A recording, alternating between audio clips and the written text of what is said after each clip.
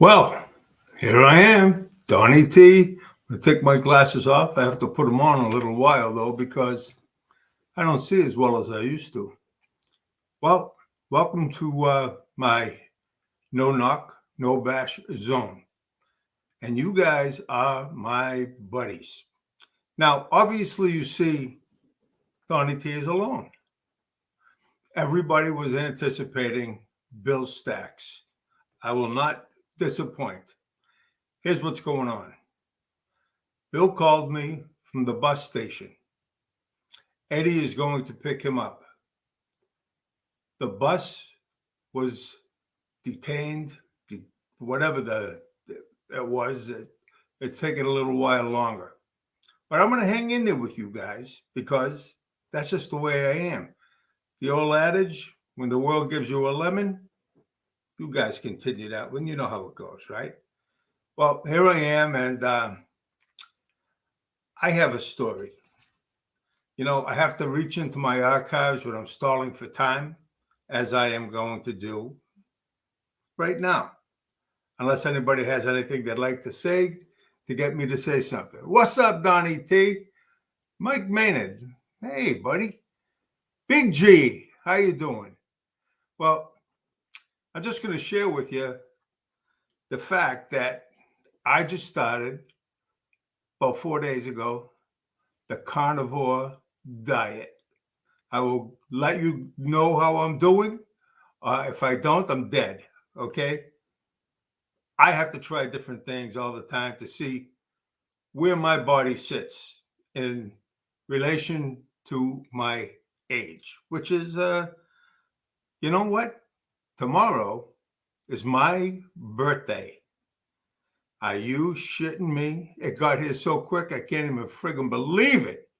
You guys know how quick they come. Well, mine came quicker than I thought, okay? Well, here's what I'm going to do right now. I'm going to start you off with a Donny T story. But before I do that, I want to apologize for the last podcast I did. I got myself caught up in emotions that stemmed from 50 years ago. I didn't recall what I wrote when I wrote it. But when I read it over the other night, I don't want to make you guys cry. You get enough to cry about in this fucked up world, right? God knows I have more stories like that, but I'm going to hold off. Every once in a while, I'll slip one to you, okay? I hope you guys don't mind. But you know, everything I say or do comes from love. I promise you that. Okay, here we go. This here, I hope, entertains you a little bit. That's why I have this baseball hat on. You're going to see. My first recollection of baseball came between the years 1949 and 1950. It was on the street of my birth. Bates Street is a rather narrow street with mostly 2 and 3 family houses. If you traveled it today, it would be much the same as it was that summer day. I was sitting on the stoop outside the DePasquale home, across the street with my pal Joey McCurry, sitting on his stoop. At the next house was Stanley Wells, still my friends to this day. We could only watch, for we were way too young to play. I didn't think it had as much of an impact on them as it did on me. I was watching with wide eyes as the pitcher tossed the ball to the kid with the stick, the batter. And with one tremendous swing, there it went. And I went with it. I watched as the hitter ran the bases with shouts from his teammates. Run, run, go! You got it! A home run! All his teammates gathered around, slapping him on the back. He was the game's hero. I knew because they treated him like royalty, much as they do today. I knew right then and there I wanted to buy into this love fest. Now, I was on a mission. I decided to go to my own personal baseball field, the marsh, down the bottom of my street. I was equipped with a stick and all the pebbles the marsh so generously donated to my new endeavor. I was ready to begin. Let me see. Uh, how do I do this alone? How do I do most everything alone? Okay, let me get going. So I pick up a pebble from the ground with my trusty stick on my shoulder. I throw the pebble in the air and swing my stick. Swing and a miss. Well, time out for a water break. I hope you guys don't mind. And I hope you're getting into this because I really am. It's been a while since I saw this story. Dry mouth sucks. Okay. Swing and a miss. Again, swing and a miss. Well, needless to say, there were many misses, but I wouldn't give up until finally, crack, I hit it, and there it went. Not just a little piddly hit, but a good, solid, there it goes hit. I still remember the sound of the stick hitting the pebble, much like I did the first time I heard the sound of the bat hitting the ball. The contact was exhilarating, to say the least. I looked around, hoping to see if someone witnessed this monumental feat. No pat on the back, no attaboy. However, I had this shit-eating grin on my face that I carried all the way home. When I got in the house, all excited with the grin still intact, my mother saw her excited little boy with the big blue-eyed smile. My grin was always a dead giveaway, being as mischievous as I was. Okay, Donny, what were you up to? I was playing baseball, Ma. What a game. And guess what? I got the game-winning hit. A home run. She smiled, playing along with my imagination, as she always did. Wow, Donny, how exciting. Yeah, you should have seen it. What a hit, Ma. Oh, how I wish I did, she said. Just then, Dad walked in. I don't remember from where, outdoors or the next room. Donny! Uh-oh, that pissed off voice always stressed me out. He was looking down at my muddy shoes. Were you playing down the marsh again? Not a question, but a threat. Just then Ma jumps in. Mondo, your son just so happened to have gotten the game-winning hit in a baseball game. A home run. My dad hated baseball. The only thing he ever liked was boxing. That was his sport. Never had time for it. Grew up during the Depression. Had to work or whatever to help support the family. I took after my mother in that department. I later found out they called her Babe Ruth in school because she was a lefty. And I guess she could hit. I know, because I was watching him through the living room window. What a hit, Mondo. He ran the bases. I never knew he could run so fast. As he was coming around second, he stepped in a mud puddle. And that's how his shoes got like that. Yeah, that's right, Dad. A real big mud puddle. Huh, Ma? Yeah, Donny, really big. I wish you could have seen it, Dad. I was half believing the story myself. Again, my mother saved my ass. And it was by far not the last time. Not long after this, we moved less than a mile away to the Rose Street Projects. They were just built. That must have been 1951.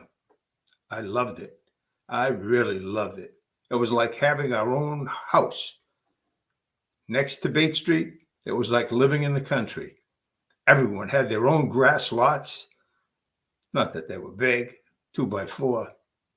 Plus, there were common areas to play in. Kids everywhere. I was in happy land. On one side of us lived the McCarthys. Every night you would hear Mrs. McCarthy listen to the rosary on the radio. I think she was the one responsible for my mother adopting this ritual. Mr. McCarthy was a slate-built man. He was along in years, maybe mid to late 70s, like I am now, still in great shape. I discovered he was a boxer in his youth. Quite good, too. I guess he took a liking to me, seeing how I got along at home with my dad. Pity, maybe. Who knows and who cares? I just welcomed the attention. My mother approached me and wanted me to make a decision. The local high school was giving art classes as well as boxing classes. That's right, Mr. McCarthy was giving them, and I was taking them. I figured I can gain some acceptance with my father, who happened to be the biggest boxing enthusiast I have ever met. I vaguely remember watching Rocky Marciano on TV as a real young kid, probably one of his first bouts. I must admit, the lessons gave me some well-needed confidence. I always lacked the killer instinct, except when fighting in defense of someone else. Many times it was my brother, him being 4 years younger than me. It was my duty. There was nothing I wouldn't do for him, even kill, if it came to protecting him, that I adored. Next door, on the other side, was Mr. Wojak, a very quiet man, not very sociable, didn't seem to like kids much. I don't remember if there was a Mrs. Wojak. However, on my way home from school this bright sunny day, I had to slow down as I saw an ambulance and fire trucks in front of my house. Oh God, what could be wrong? Ma, Dad, as I neared my house, there was Mr. Wojak with a pillow under his head, as he seemed to know it was his time.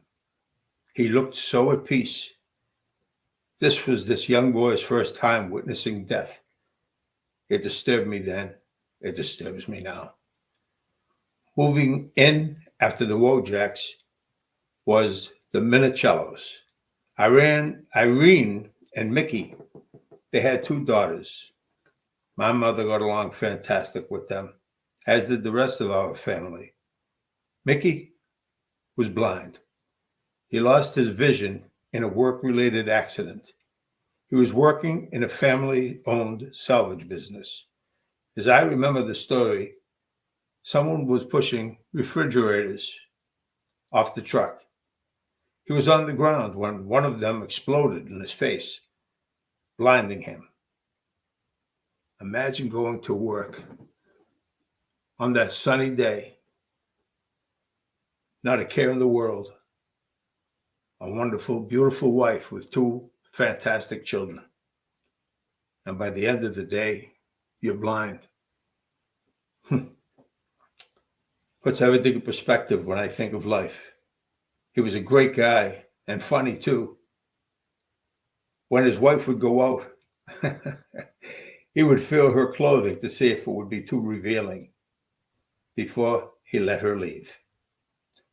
One day, my friend Frankie and I, my partner in crime, and decided to go shine shoes. We decided to go to the next city over, Chelsea. We went the better half of the day there without one sale. If you ever decide to go shine shoes, don't go to an impoverished neighborhood. Well, back home, Frankie went his way and I went mine. Of course, we laughed our asses off at our shit luck. We laughed a lot in those days. It was a way of surviving failure. It was much easier to fail as a team. Back home, I guess my mother told Mickey what had happened. He called me to come next door and gave me a pair of shoes to shine. The first and last pair of shoes I ever shined professionally. When I completed this work of art, I returned them to Mickey. He very tenderly picked up his shoes, looked at them, then looked at me and said, "Donny, this is the best shine I ever had." It was a blind man with more vision than most people I have encountered in my life. Well, now this was supposed to be about baseball.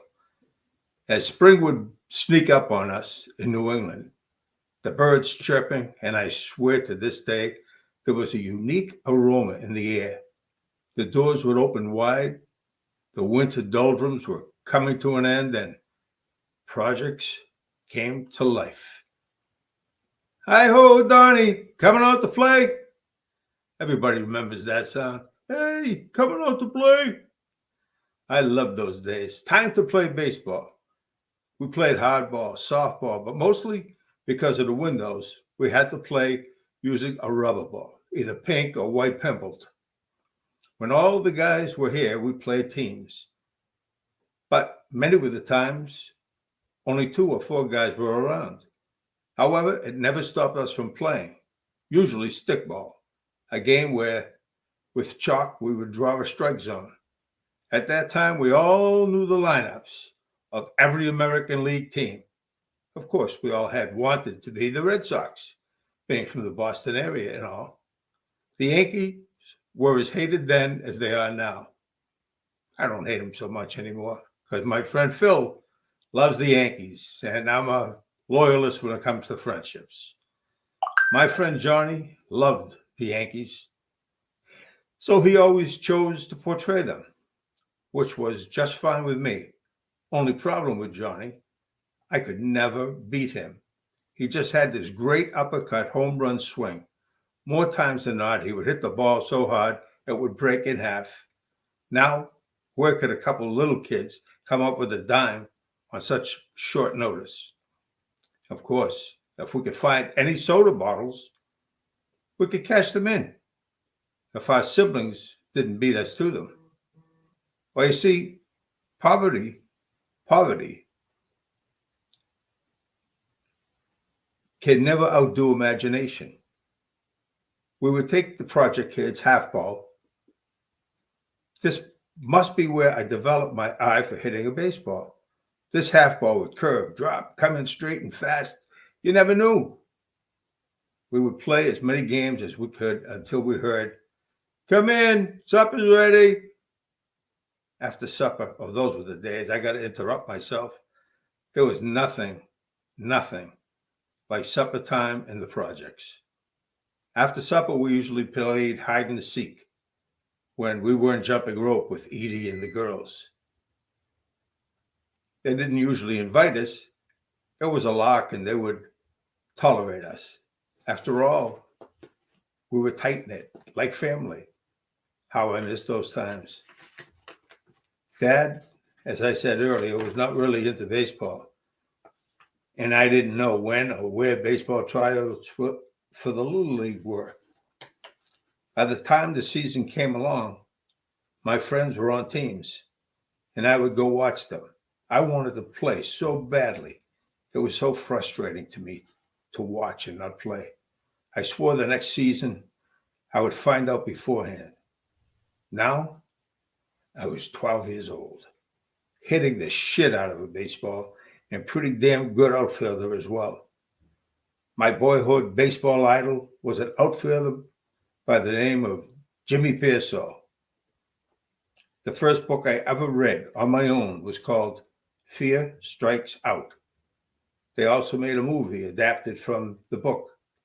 Carl Malden played Jimmy's father, and Anthony Perkins played Jimmy. I thought he was terribly miscast, to my disappointment. Here it was, tryout day. I was nervous and excited at the same time. As the names were called, read, I waited and waited for my name. Then suddenly over the speaker, Don Tempesta. Finally, my turn, my big chance. First, they tried me in the field, both infield and outfield. I caught everything hit to me, threw it on a dime, then came hitting. Crack! I smacked one to deep center, and I hit everything pitched to me. I knew I impressed. Again, we listened to the names of the people that made it through the tryout. With great anticipation, after a brief period of time lapsed, my name was announced. I heard nothing else, no peripheral sounds other than my name. There was silence. As with any other accomplishment in my life, I couldn't wait to tell Babe Ruth, my dear sweet mother. The way she reacted, I might as well have signed a major league contract. She always supported my endeavors, no matter how far-fetched they may have been to others. I was as happy as any 12-year-old could be. But of course, that was only the first tryout, with one more to come the following week. A few days passed, and I was stricken with either the flu or virus or whatever. All I knew, and my mother knew, was I had a fever of 102 or so, with achy bones, chills, vomit. Yuck. I was a mess. The next day was a second tryout, and I felt worse than the day before. Ma, I have my second tryout today. Forget it, Donny. You're too sick to go. But Ma, there was no way. Ma just wasn't buying it. I told her I felt better. She looked at my bright red fevered face, laid down the law. No way, no how. Of course, as always, I had my own book of rules then, as I do now. I was going anyway, anyhow. Now my bedroom was on the second floor. What to do? I looked out the window trying to calculate the distance from my window to the ground. A long way down, but I just had to do it. Now, out the window was this overhang. Time to get creative. No way I was missing this tryout.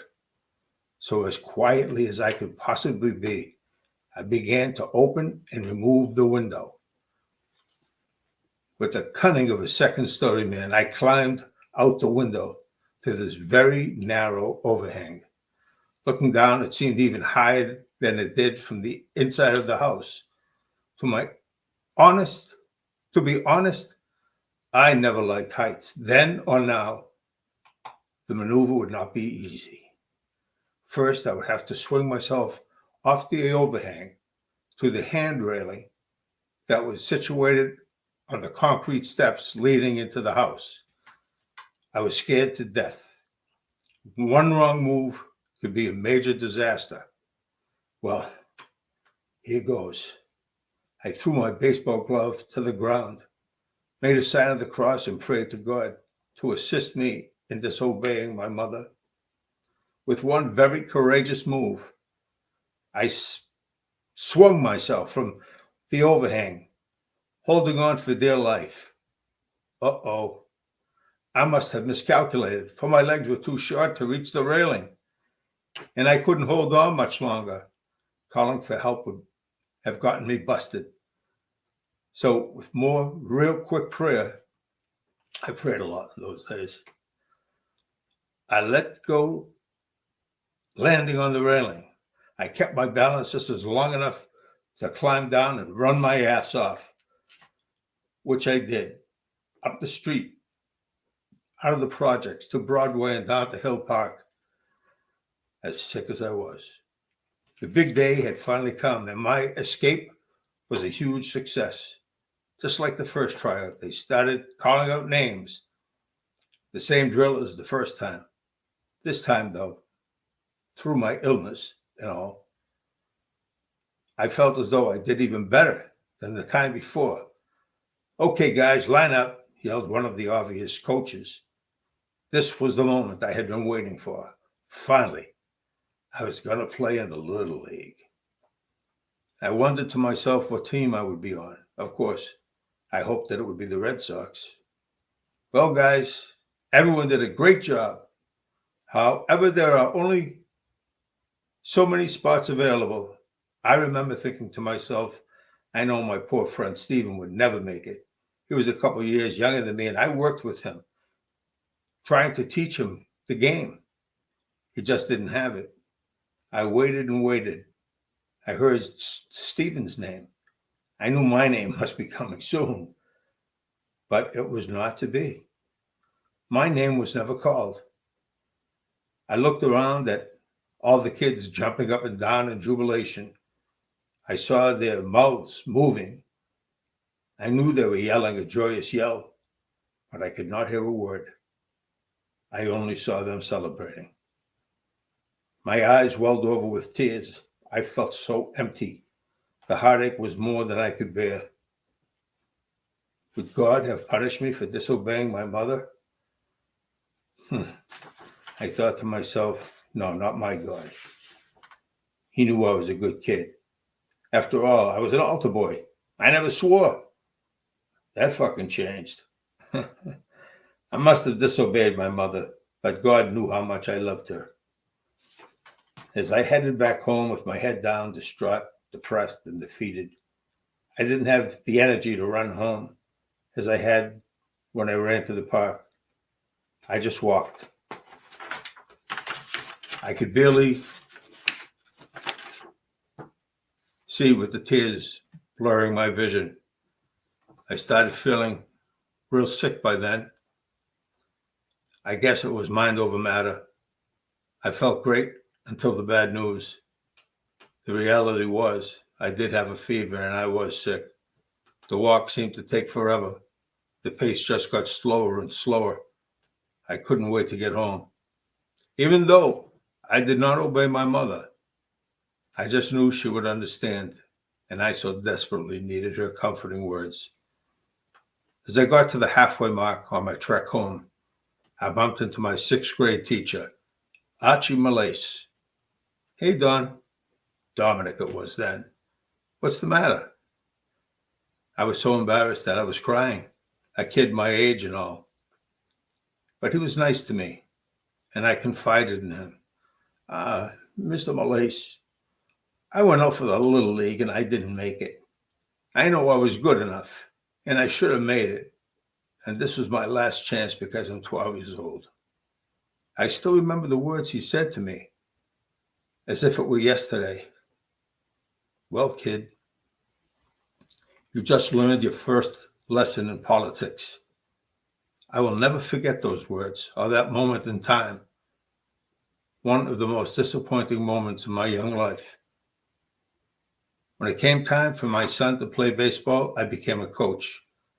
The politics still existed, but on a much smaller scale. If you had the money, you got on the team. When I was a kid, not everyone got on the team. It was pretty much who your father knew. My father had no interest in baseball. Besides, he worked his ass off to provide for his family. For that, he will always have my undying respect. Now, every year, just around April, the sun goes out and greets the day. The winter chill is long behind us. The birds are singing that wonderful melody. The smells of springtime are upon us. Nothing seems to matter much to me except for the two words that always give great joy to my heart. Play ball! And I became a kid again.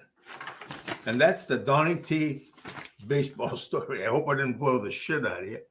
Let's see, where we at? Anybody see anything here? Okay, Mike Minute. Donny T, we're here for you, buddy. You always are, guys. Hi, Big G. Hi, Richie. Donny, you should do a Halloween special on your channel. You want me to? I'll do one. I got to come up with something, but I'll do it for you. Donny, I am watching, but you're putting me to sleep. Oh, I like that. Thank you so much. That's encouraging. Hey, what am I supposed to do? I got my friends out here coming to see Bill Staxx. No Bill Staxx. So I say, I have to be boring to excite everybody. I got a story that's not as boring. Let me see. This is a good one. This is the story of my friend Henry Kelly. Henry was my good friend. He was notorious. Everybody feared him. He's a great guy to me. He was wild, daring, and extremely dangerous. If he didn't like you, some would call him affectionately Crazy Kelly. That was, of course, before he joined the Marines and saw action in Vietnam. He came home fearless and capable. No one called him crazy after that. They were too afraid it would come back to him. Early on in our relationship, we got along great. We had something in common. We were both misunderstood street kids, both rebels of anything establishment. He never changed his attitude. I knew I had better, or I would have problems my whole life. Kelly loved fast cars, and in those days, he had one of the fastest. It was a Mustang. He came by my house one day and asked me to take a ride in his new car. It was the sharpest looking burgundy Mustang I had ever seen. It looked as fast as it was. He drove to the Lynn Marsh Road. This isolated road was infamous in the area for the quarter-mile distance to test the speed of their machines. Also known for the quarter-mile drag race, not to mention the accidents, injuries, and deaths. And big time, I'm having a drink of water. I hope you don't mind. I'm sorry for boring you tonight. This pisses me off more than you can imagine. Every story I have has a backstory. The backstory kind of sucks. So because of the respect that I have for people, I keep it to myself, as I would for you.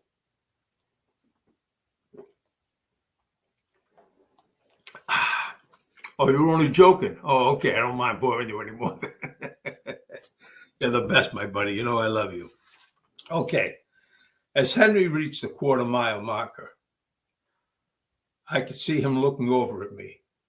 Not only did he want me to see how fast his car was, but how scared he could make me. It didn't take long. He hit the gas, popped the clutch, and shifted gears. The speed pushed me back in my seat. I looked over at Kelly with this maniacal glare in his eyes. He had no intention of letting up on the gas. This fearless fuck had me petrified with fear.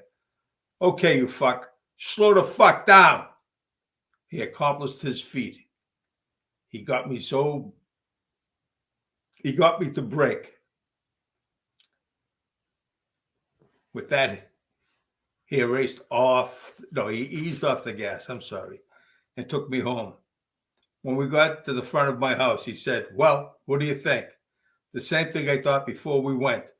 You're fucking crazy, Kelly. So I was one of the few that could say that to him. As the story progresses, you'll see a little more about that. I remember we used to shoot pool together, and he would always kick my ass. He would spot me 20 balls in a 50-pointer and still slaughter me. After he beat me, he would just laugh his ass off, loving the fact that he humiliated me. Until one day in the pool room, he walked in and saw me shooting alone at a table. As I saw him, I started missing on purpose. "Hey, yeah, you ready to play?"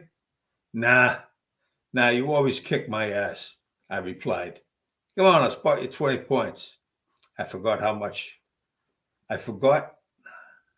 we played for. Oh, no, it doesn't matter. For it was the game within the game. Oh, okay, I'll give it a shot. Now, Henry didn't know I had been playing nearly every day and had become quite proficient at it. We hadn't played together in a long time. "I'll leave him break," he said. Breaking the balls in a pointer is a big disadvantage, so Henry breaks the balls and I start shooting. I was now doing to him what he used to do to me. But plus I started with a 20-ball lead. It didn't take long. Henry looked at me and figured out I hustled him. He just looked at me, pointed his finger at me as if to give me credit for being sharp enough to outfox the fox. And he said, "You fuck." I started laughing like crazy. You know, one of those laughs that you just can't stop. Henry actually laughed harder than I did, storing this in his computer like brain. maybe teaching him never to underestimate his opponent. That would come back to bite him. Henry would give you the shirt off his back if he liked you. The problem was, there were only a few people that he liked or trusted. During one of the times that I was thrown out of my house, which was frequently, and sleeping in my car, which was more often than not, it became second nature. Henry either witnessed it or heard from our mutual friend, Johnny. Henry demanded that I stay at his place till I got on my feet. I always had a hard time accepting a handout from anyone, still to this day, although I would always assist someone in need. Sometimes that bites you in the ass too. There was no way I could say no to Kelly. He would have been insulted if I turned him down. He was living on the beach. I always found the smell of salt air to be intoxicating. I had a place to shower, and it made me feel like a man again. For this act of kindness, I was eternally grateful. To add insult to injury, my girlfriend had just left me and moved away. I was devastated and so very depressed. Johnny told Henry about this. I found out later. Maybe this was the reason Henry showed extreme kindness. Though Henry would break balls with the best of them, he showed a compassionate side in matters of the heart. At least he did with me. Henry walked in one day laughing. "Hey, where'd you get those tires? From a balloon salesman?" Henry knew I was stone broke, as I usually was. My tires had about as much tread as a balloon. Tonight we're going hunting for tires. You'll get killed with those fucking tires. Well, the night was upon us. The hunt was on. It didn't take long. Henry spotted a car that had 4 tires that would be comparable with mine. We used my car jack and tire iron. The 3 of us, Johnny, Henry, and me, ran into this stranger's backyard. Before you know it, we were wheeling 4 tires out of the driveway, leaving the poor hapless victim with 4 milk crates where his tires once were. When we got back to the house, we put the new tires on my car. Now that's better. Henry was pleased that our caper went well. As pleased as any good friend would be that helped his friend be a lot safer. Years later, he was living in the same projects I grew up in with his girlfriend, Maud. I had known Maud since my high school days. We hung out in the same corner. Maud had 3 sons, all of which I am very close to today. Her first 2 were her husband, Mike Sparks. Her sons were Michael and Richie. Michael was incarcerated as the father in Nevada penal system for many years in the interim. Henry and Maud fell in love, and from this union, Robbie was born. Robbie is a spitting image of his father in looks, persona, and all. I had gone over a few times to visit them. We always had a few laughs, and he would discuss the gossip of the city. There was always enough. Oh, Jesus. Wait an hour, it says. Okay. Years later, he was living, I said that. As life goes, we took different directions. We lost track of each other, with the exception of an occasional happenstance. I think he liked bumping into me as much as I did him, probably because he never had his guard up with me, somewhere he could relax and laugh about days gone by. I always thought the world of Henry. Henry hung out with, let's just say, a few feared crew, people you would never want as enemies. I heard stories of people that were victimized, some even slashed in the face, either for being in the wrong place or mistaken identity. He saw me one night in a local hangout and called me over. I hadn't seen him in years, to meet a couple of his friends. They were drinking and rowdy enough so that my sixth sense took over, telling me to leave. They were talking about the local police, how they nicknamed him Stick, Stab, and the Butcher, thinking it to be the ultimate compliment. I made some excuse and hightailed it out of there. This was the night I came to realize my boyhood pal had changed. He was respected by many, but he knew in reality it was fear. He was even feared by the mob. Several of them wanted him to sign on with them. They figured if he was with them, they wouldn't have to fear him. He did what he wanted and never asked permission. Why did he need them? He would not even consider it. He was his own man, a bronco that no one could break. I, on the other hand, never lost touch with Maud. After all, we were still friends, very good friends. Kelly had moved out years before, though they were always still close friends. My marriage had hit the skids. My wife left, and once again, I was devastated and depressed. I needed someone to talk to, so I started going to Maud's home. It was more a hangout. Everyone went to Maud's. We would confide in each other, sit around, have tea or coffee or whatever. One night, I went to a place called the Surf. It was a strip club. Who was there but Henry? Henry, that was far removed from the good-hearted kid that put me up in my hour of need. Hey, Donny, get the fuck over here. Not really menacing, but calculated enough that he knew I would come over. What have you been up to? Like he thought I had a secret. I was trying to hide from him. Now, the Henry that I knew hated drugs. He would stab someone if he saw them do the drugs. Never mind if he knew someone sold them to a kid. This night was different. He reached into his jacket and pulled out a plastic bag loaded with cocaine. I couldn't believe my eyes. Then, to my great horror, he took a switchblade from his pocket. He pushed a button and it sprung open. He put the blade in his bag and came out with a generous amount of cocaine. He put the sharp blade to my nose. Here, do it.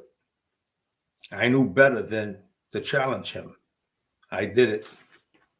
I told him I had to go. He followed me to the door. He asked me to sit down with him at the table. We sat and talked. He was being irrational. I didn't know if it was influenced by the drugs or what. He was talking to me about various hits. He was particularly pissed about a contract hit that should have been given to him. Things he would never talk about before. He knew he could trust me, but at that time, I didn't know if I could trust him. He brought up the subject of Maud. I said she's a great friend, and I love her. I am sure I specified as a friend. I told him I was going through my marriage crisis. I told him Maud and I would sit around and drink tea all day, and how she was a big help to me. He said, why don't we go by and surprise her? We could have a cup of tea. I said, sure, I'll meet you over there. I left with no intention of going by. My sixth sense, which I still have today, was screaming out for me to avoid this situation. Good thing the Angels didn't take the night off. A day or two later, I went by Maud's just to say hi. Her first words were, you lucky fuck. Why, what's up? She went on to convey to me the happenings of the night before. It seems Kelly showed up at the door with a sawed-off shotgun. Maud had just come down the stairs wearing whatever sleep attire she wore to bed. She had no fear of Kelly, probably because she knew he would never hurt her. She looked down and saw the shotgun. What the fuck are you doing with that in this fucking house? I'm waiting for your boyfriend. Go put something on before he gets here. Maud, always a smart ass, always had to have the last word. Look, if he's my boyfriend, he saw me with a lot less than this on. Now, Kelly was really pissed in a jealous rage. Who are you talking about? She asked. Tempesta, that's who. Richie? I have a cousin, Richie, she asked. Not even giving me a second thought. No, not Richie. Donny. Maud lost it. She couldn't believe that he would even think of me in that way. Henry, he has been a friend of ours and the most honorable guy you could ever fucking find. She told him about me confiding in her about my marriage and how down I was. It seems people went to him thinking they were doing the right thing. Say that I was there a lot. Fucking busybodies. A few days later, Kelly came by my record shop to just shoot the breeze. Maybe his way of saying sorry. I was wrong about you. Besides, he had just got out of the can and was a little bit on the paranoid side. That was the last time I saw Kelly alive. Kelly would never back down from a challenge or a threat. The story goes as such.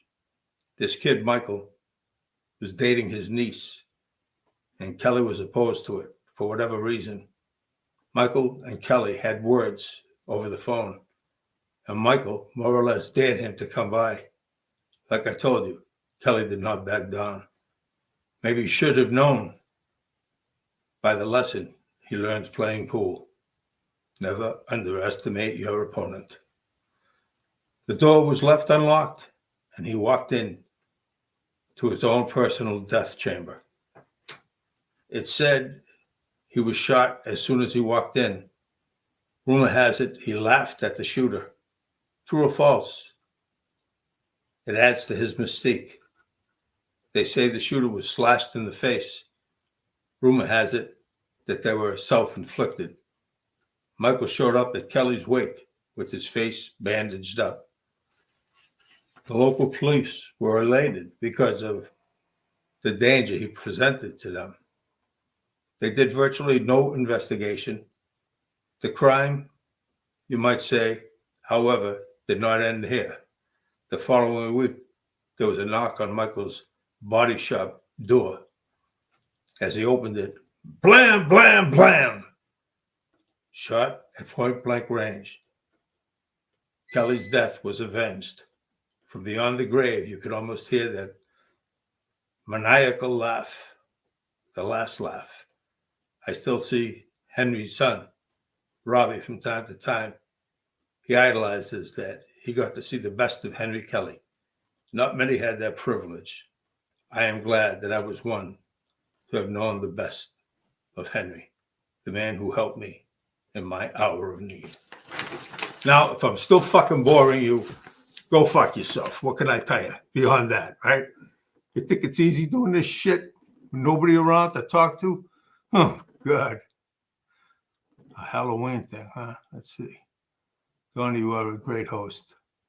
You know what? I certainly try. I love you guys, and I never want to disappoint. If I didn't show up today, I would have felt terrible. As much as I know that this stuff must bore the shit out of you for real. Donny, tell me about the diet you were on. What kind of foods are you eating? I have to lose my gut. Well, here it is. Go on Google and look up this Dr. Berry, Berry, and it's the carnivore diet. I wasn't going to do it. Everybody said, oh, it's dangerous, blah, blah, blah. Well, being a fatso is fucking dangerous too. So look it up. I think you might be pleased with it. You know, I've seen people on there talking about their things that I just saw a woman yesterday that was 360 pounds. In 8 months, she lost 100 pounds. You know, but, this might be a good call. I'm getting a call from Big Ed Portella. Hello, Eddie. Hurry up. These people are calling me fucking boring and everything else. I know. Listen, the traffic's unbelievable. All right. Unbelievable. I'm going to hang in there with these guys. See you later. All right, thank you. Bye-bye. One thing about me and my friends, if you got my back, I'll always have your back. That was Eddie Portala. He just picked up staxx. If you guys don't mind, I'll hang around as long as you want to, because I know everybody wanted to talk to staxx. And he's a good guy, and he's got some interesting stories, guaranteed more interesting than mine at this point in time. But I'll try to get better at this shit, you know. No more tear jerkers like the other night. Holy shit. That wiped me out. I don't know about you guys, but it wiped me out, you know. So I'm a sentimentalist. I'm a wuss when it comes to emotional shit. I love with a passion, and I hate with a vengeance. Like everyone else, I believe most people out here feel the same as I do. Maybe that's why they're my friends now, you know. Anybody fucks with my family, you know the answer. But I choose kindness over everything, and I am a kind person.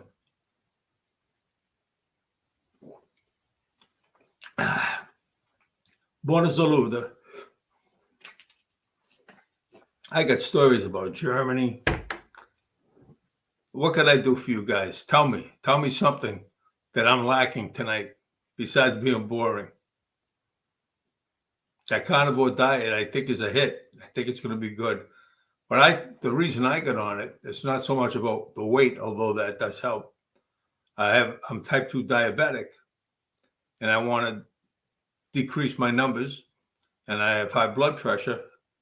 And I talked to, this guy was on the other day, and his blood pressure completely disappeared.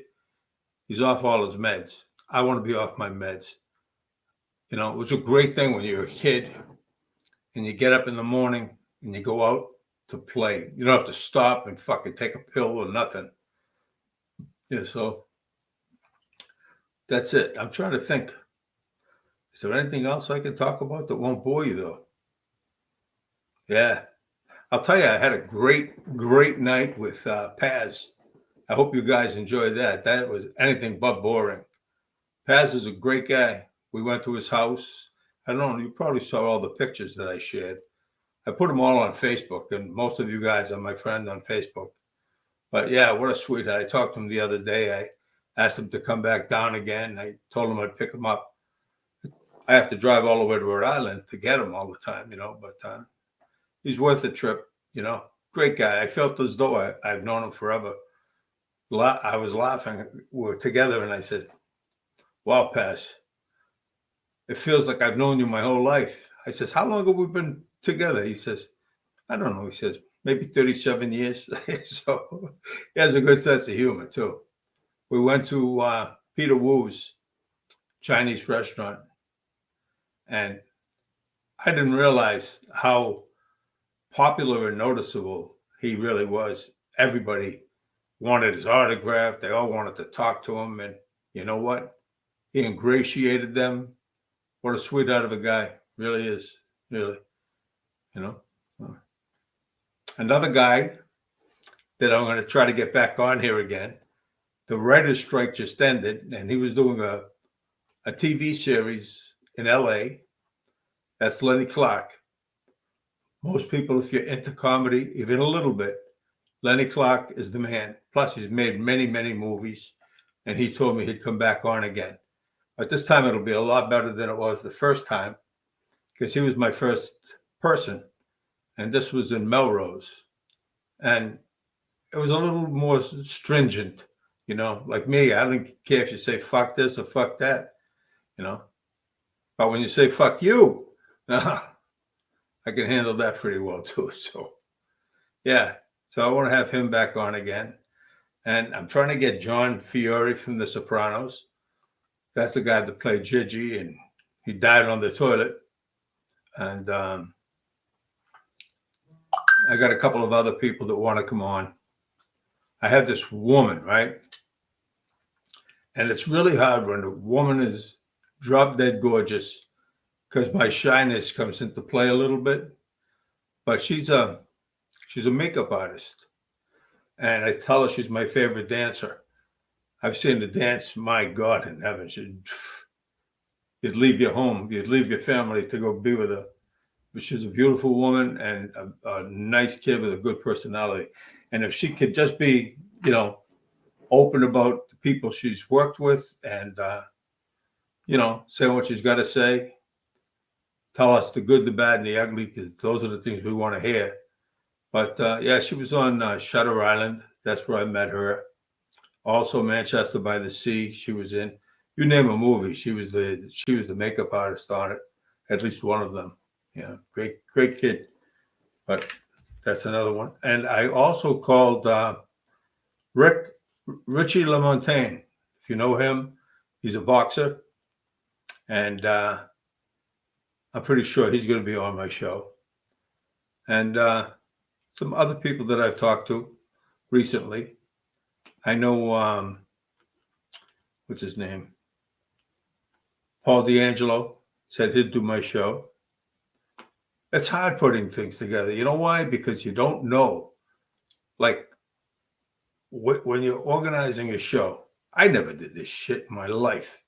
But now I'm doing it, and I'm enjoying it because I'm getting to know tremendous people. You guys are fantastic. You give me life, okay? And so it's a great thing, and here I am just sitting around talking. Do you know what it's like to sit in a studio and just talk to yourself? Holy shit.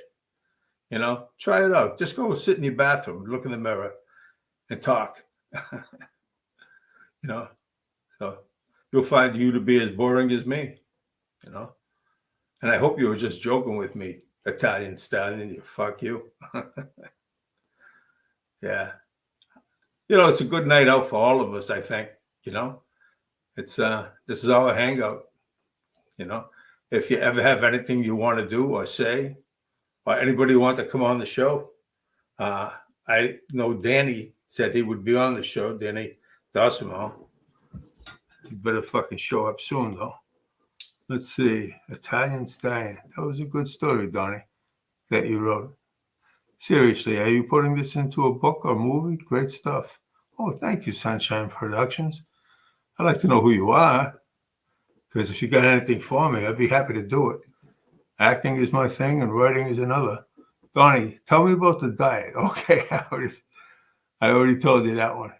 And I'll tell you, I've done it for 4 days now, and I only eat once a day, and that's it. Now, tomorrow being my birthday, I'm going to a restaurant, and I'm going to get the biggest piece of steak they have there, and that's what I'm going to have.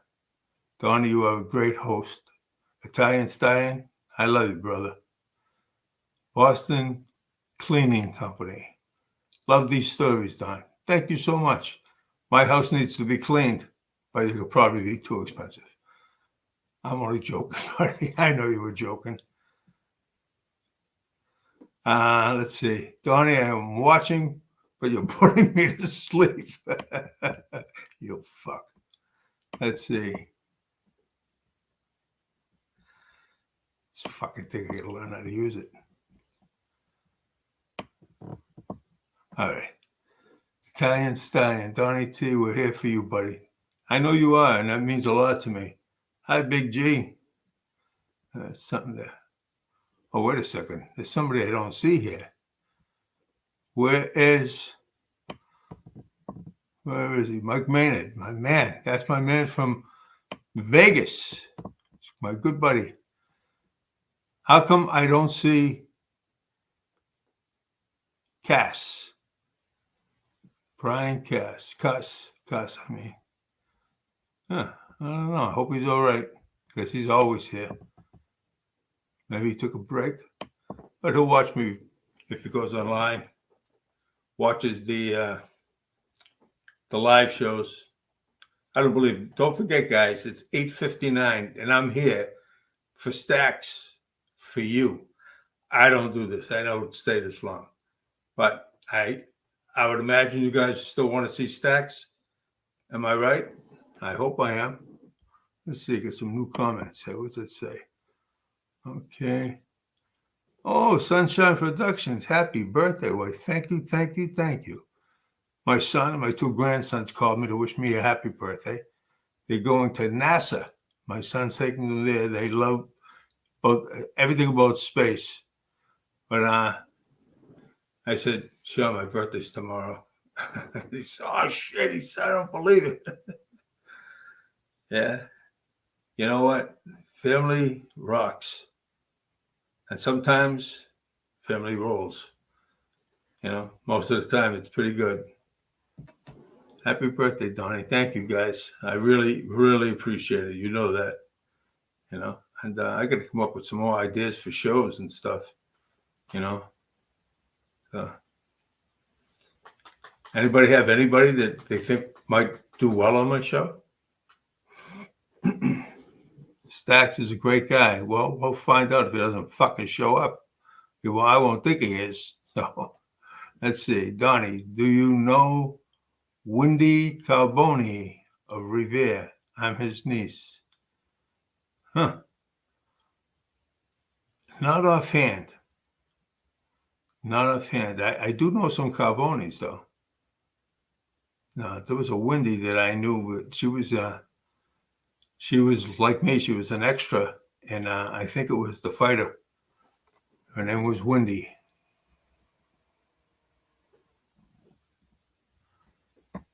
You know, Revere was definitely a learning experience for me. School was not my favorite place to go. Neither was the Army. But Army, I guess I got a lot more from the Army than I did from school. And because I was always a good reader, everything I've learned in my life, I've learned through reading and studying it myself. You know, I could have done better. You know, I could hear the teachers right now. Mrs. Tempesta, I know your son flunked all the classes, but if he only applied himself, he's so smart. Anybody else get that response from their teachers? You guys were all probably smarter than I was. Yeah, no, I was a mischievous kid. I was the class clown. Yep. I'm going to tell you one of my class clown stories. True story. Math is my least favorite subject. So I'm in my math class one day, and I'm talking to the girl next to me. And this math teacher was the strictest teacher in the whole school, Mr. Marlino. And he looks at me and he says, Tempesta, are you paying attention over here? Yes, Mr. Molino. Well, Carolyn Shanahan was sitting across from me, and she started laughing. She had to put her head down. And I didn't laugh as much as I blushed, but everybody was paying attention because they knew I would have something to say. Okay. What am I doing up here? And I look at the board, right? And I see all kinds of fractions on the board. It says, fractions, Mr. Molino. Okay. If a dog ate 1 3/4 pounds of hamburger in 1 hour, how many would he eat in 3 hours?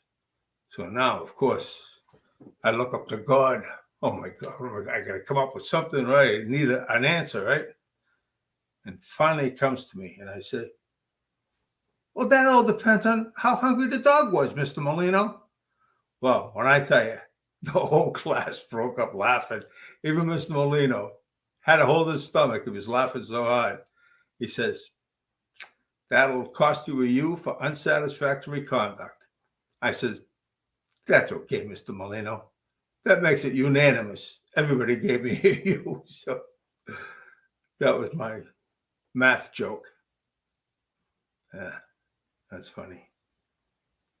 I hated math. Still hate it to this day. So, anybody got anything to add to that? How about all these mathematicians out there? You gotta help me. Come on, give me something. Got any stories yourselves from school? Bring Dennis Leary on the show. Oh, there's an idea. Dennis Leary. I knew a few Dennises, but none of them were Leary. They all knew what they wanted.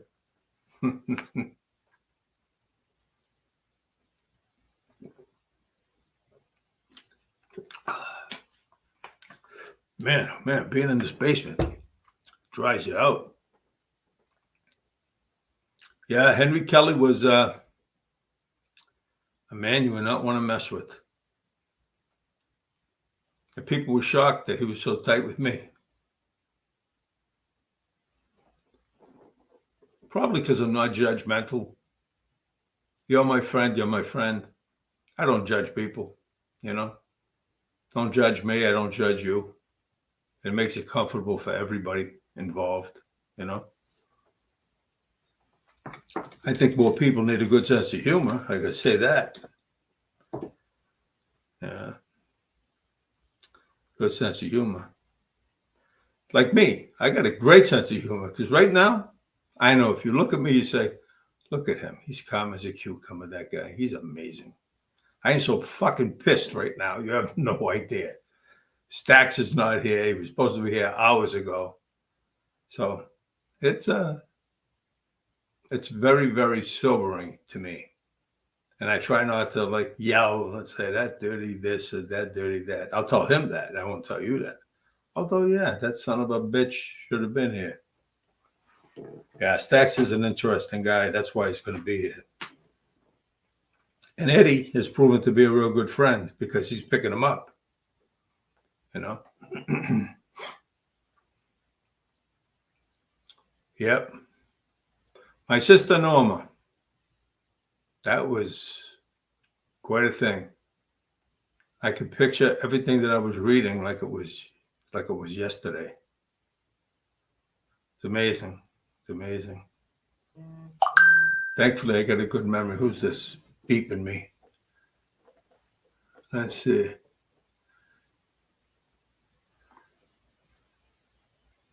Okay, that's a guy that's going to be on the show. I hope. Not him, not him. Let's see. Ralph Robo. Thank you so much, Donny. I sent Ralph an autographed picture of Paz. And he's a boxer, Ralph. He's deadly. He's got a left hook second to none. And a great artist as well. If he was here, I'd have him on the show. Eventually, I'm going to be back in Vegas. And when I go out there, I go for a few months. I think my son's going to need my presence, you know, to watch the kids here and there. He's going through a divorce, and it's not pretty. It's very sad for me to watch, you know, because I know I've been through them. Well, two of them. It's not a good thing. It hurts everybody around you. But he's running a parallel life to me. And I don't know if it's good or bad. I live alone. I like my life. I like living alone. I don't want to answer to anybody. I was never that kind of guy. This afternoon, I'm looking around for my TV clicker. And when you're married, really hard to find it sometimes. And I saw it and I picked it up and I started laughing because I always say that to people. The best thing about being single is I could always find my TV clicker. So, anybody else have that situation going on? Let's see, what do I got? Do I have anything new? Bring Dennis. Who's Dennis Leary? Who's Dennis Leary? I'll bring him on if he's alive. I was thinking of another Leary, I think, the drug guy.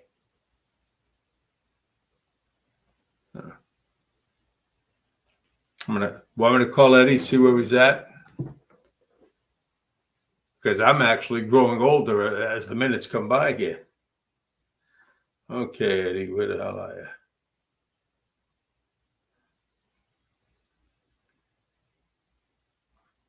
Okay, Eddie, where the hell are you? Here we go. Edward, where are you? Fucking Eddie. There he is. I got him on speaker. Yeah, I'm about a half hour away. A half hour? You're going to be fucking kidding me. I'm not kidding you. I'm not happy either. Wow. I just hope these people hang out, you know? I'm boring the fuck out of them. I know that. You know, and whew. You guys hear that? Tell me what you think. He said he's a half hour away. You're gonna hang in? Okay. You guys gonna hang in there for him?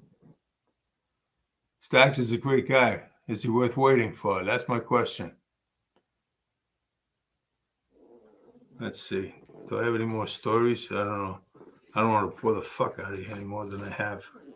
I do have 100 of them. But let me see. A small one? No.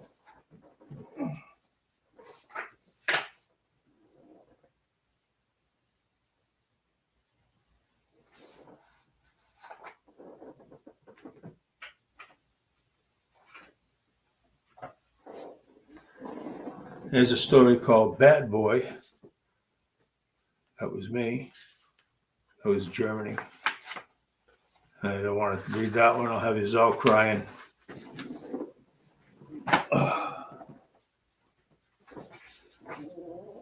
Acting school. My late 20s. Blah, blah, blah.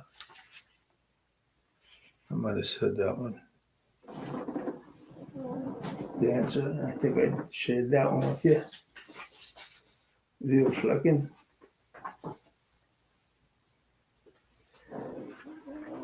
This one is called, if you'd like to hear it, it's called Weilflecken. In German, it's pronounced Weilflecken. It was 1963. I was still just 17 years old. Here I was in Brooklyn, New York. I finally made it, albeit from a troop carrier. The ship was the USS Patch. I'm pretty sure it was used in the Second World War.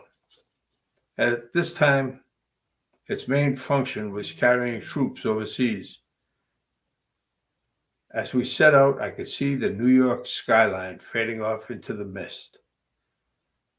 I hooked up with this kid, Golden. We hung out for a while. He was from suburbia, not a street kid like me. Not a bad kid, though. As we set out, there were constant announcements. Men, we need you to report to the lower deck for your duty assignments. Let's go, says Golden. Are you fucking nuts? Just stay here.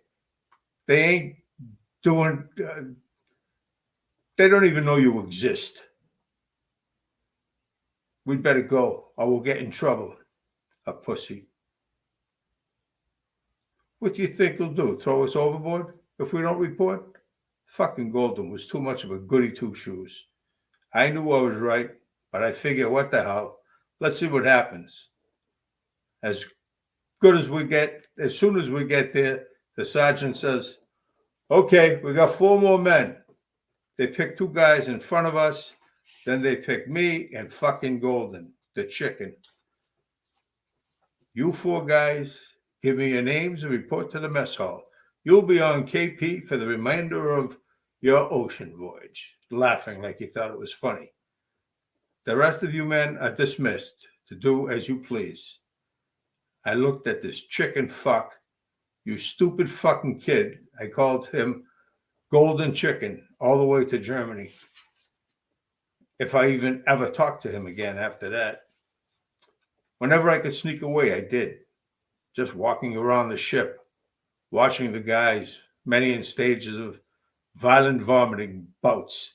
To be honest, I was dizzy myself and had trouble holding it down, especially in the kitchen. I never forgave Golden for getting me in this predicament. One day we hit a storm, and my curiosity got the best of me. I went on deck and almost fell overboard. The waves had to be 50 feet high.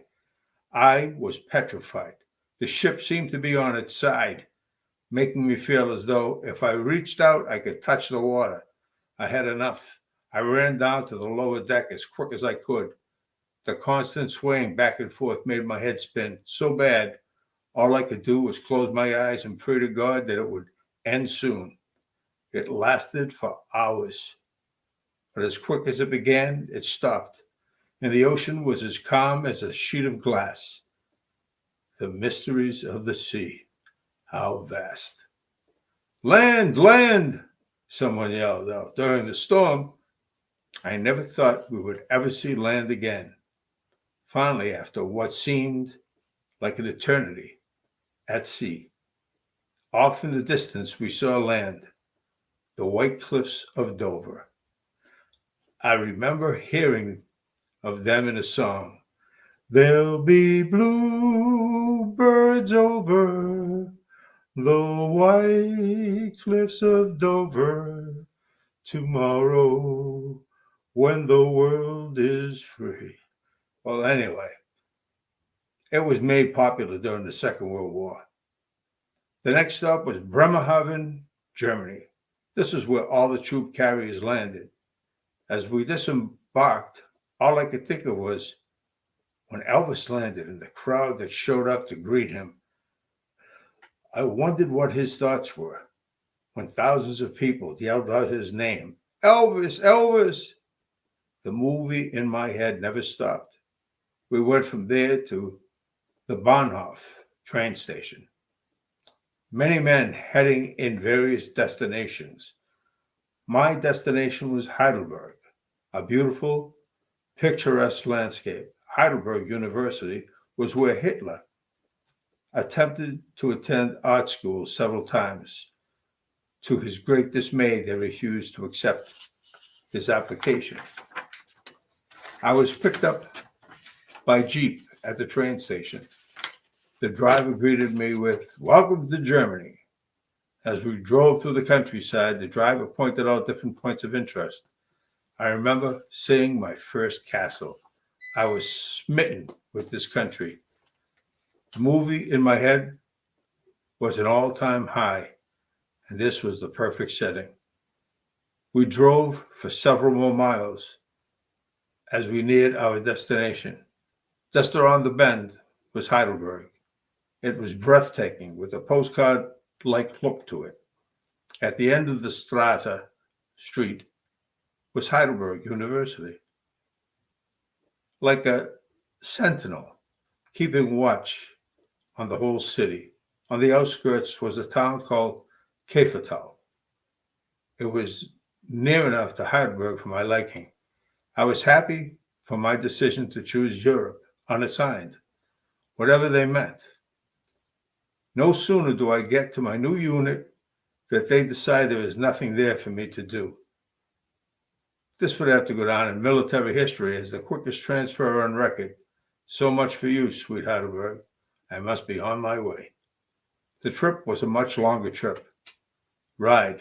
It took us through the mountains and farms and little villages. The scenery was splendid, but no Heidelberg. The place they were taking me to, the driver said, was called Wildflecken. In English, it means a wild place. It was located in northern Bavaria, not far from what was then the Czechoslovakian border. In 1993, was renamed in a peaceful split. Two lands independent of one another, Czech Republic and Slovakia. Wildflecken has a great, intriguing history as well.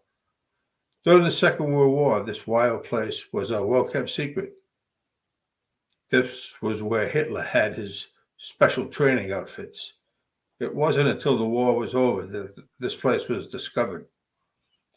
After a while, we were nearing our destination, winding country roads leading to a tree-lined mountainous range. Up a hill it rose, wild-flecking.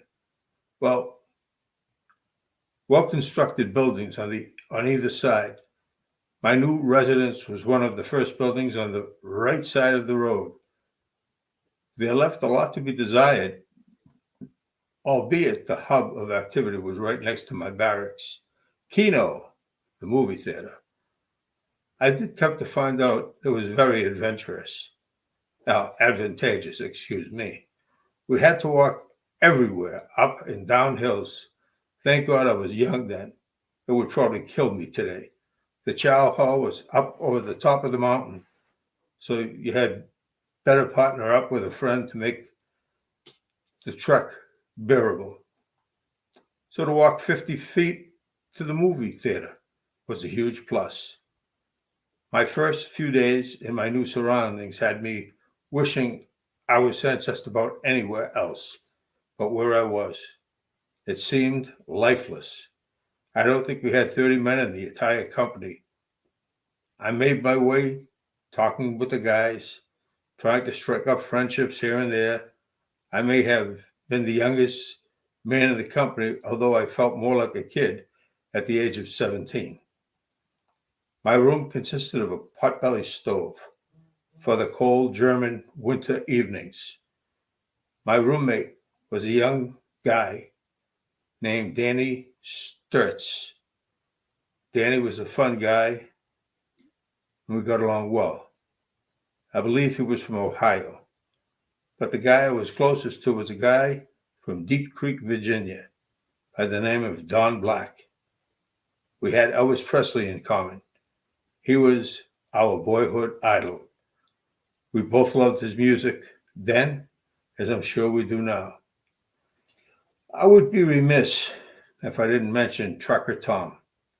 Tom Shea was older than most of the guys. He was well liked and respected by all. Every day he would look up a word or two in the dictionary. Of course, using these new words on us guys was a waste of his intellect. Tom was brilliant, a nuclear physicist by trade. He was an enigma. His secret desire to have his own 18-wheeler and drive cross-country, I say a secret, but not to us guys. He told us all about his intentions. His family had other designs for him. Tom wouldn't spend a wrong nickel. He saved every penny. He was uncharacteristic in so much as he was the company's loan shark. He would picture the typical loan shark with a cigar-smoking Italian with greasy, slick-back hair. Now Tom, he was clean-shaven, closely cropped hair, and a constantly ready smile on his gentle face. The difference between Tom and a loan shark was Tom's rates were worse. Most of us guys were young party animals, always in need of a little extra cash till payday, making for great profit for Trucker Tom. Don and I had unusual pastime. Not that we set out to do it. We both thought the world of Trucker Tom. But when it came to teasing him, we were partners in crime. Hold on a second. I'm sorry. Thing keeps coming up. We were partners in crime. Two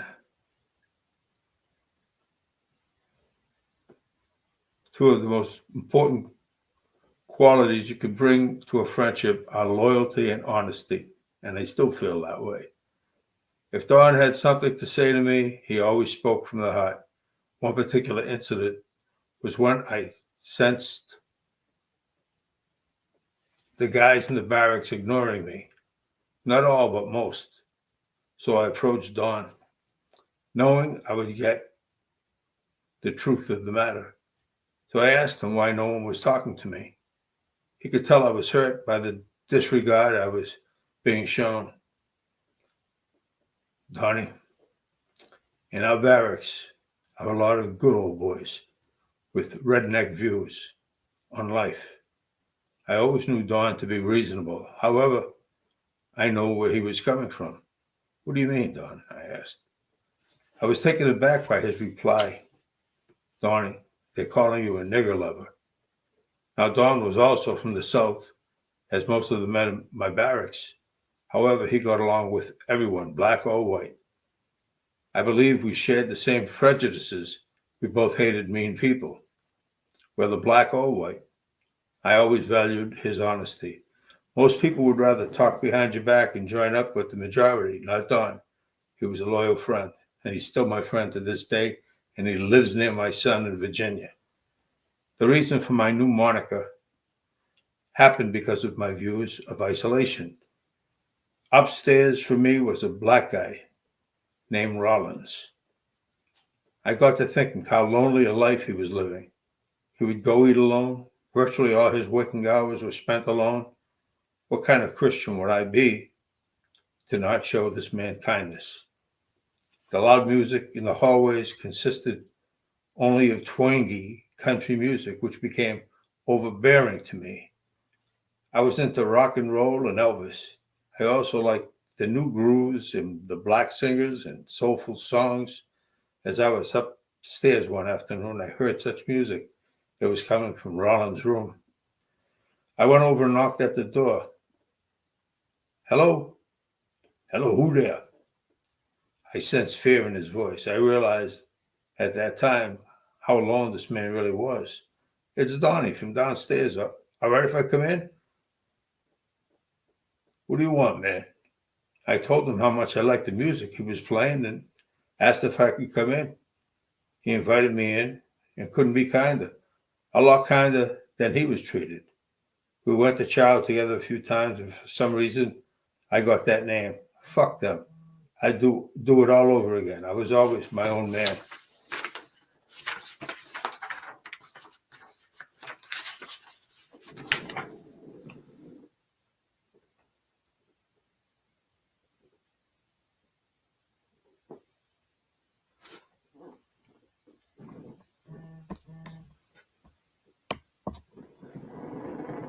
Wait a second here. So sorry, Stallion. Believe me, I didn't anticipate this night, and it fucking pisses me off. Paul Tanzo, what a night this is, buddy. I wish you were here. This turned into a fucking real sucky night. Boss, you can end the live and go live in 40 minutes. Oh, boss, you can end the live and go live in 40 minutes. I can do that, huh? Ay, ay, ay. Oh, he's Lenny Clark's friend. Okay, sunshine. I'm going to end this live and go back live. Is that what I should do? He should be here any minute, though. I don't know what the fuck to do. This is such an embarrassment to me. It really is. It's an embarrassment to me. These are the nights that I feel like quitting the Donny T and Friends show. I feel like just ending the whole fucking thing because it's not worth the stress. It's really not worth the stress. You know, it's already been an hour and a half and the fucking guy's not even here yet. I don't know, guys. You tell me what you want me to do. Tell me what you want me to do. I'm even getting bored with my own stories.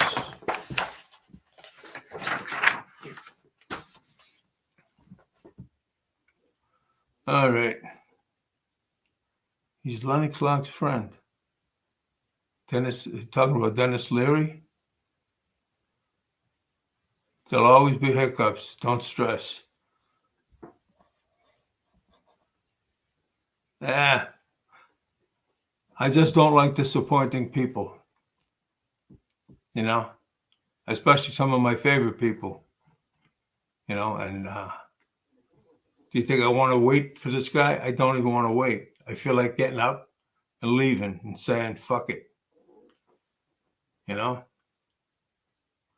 Yeah, Paul Tanzo, my buddy. This was all supposed to have happened hours ago. So I was here at 8, and now look at the time. It's 9:30. How the fuck do I have people stay on, you know?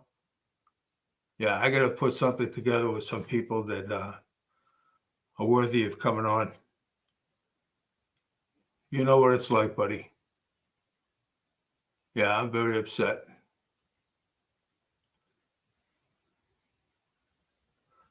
Very, very upset. Is anybody still here? The Italian Stallion left, and he's one of my most unbelievable guests or people. Ah, God.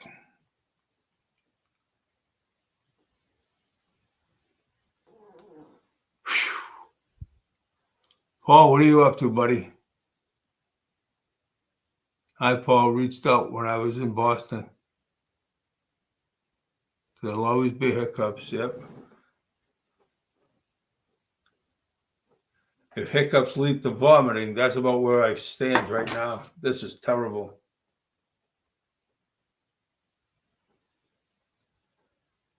This reminds me of a show that my son did years ago, his first show.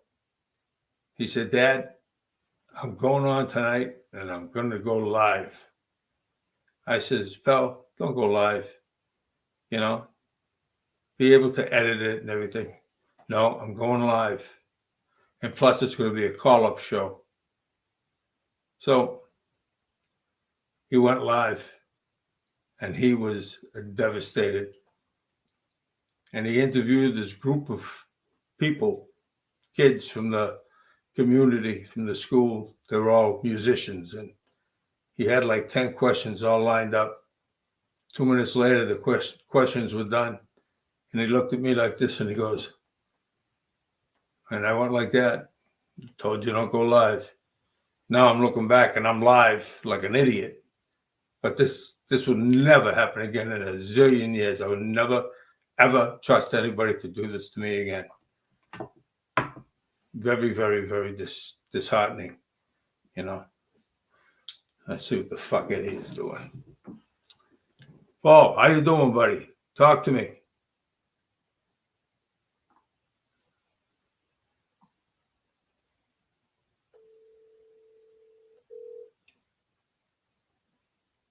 He just took the exit. He's gonna come in the thing and come downstairs. Yeah, if All right, people we are just still... took the exit. All right. He just took the exit and he'll be coming downstairs momentarily if you guys still want to wait around. If you don't, I don't blame you. I understand. It's frustrating to me, I'll tell you that. Oh, well.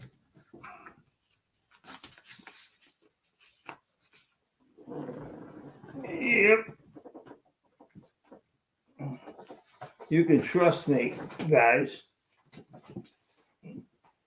This will never, ever, ever, ever happen again. Ever.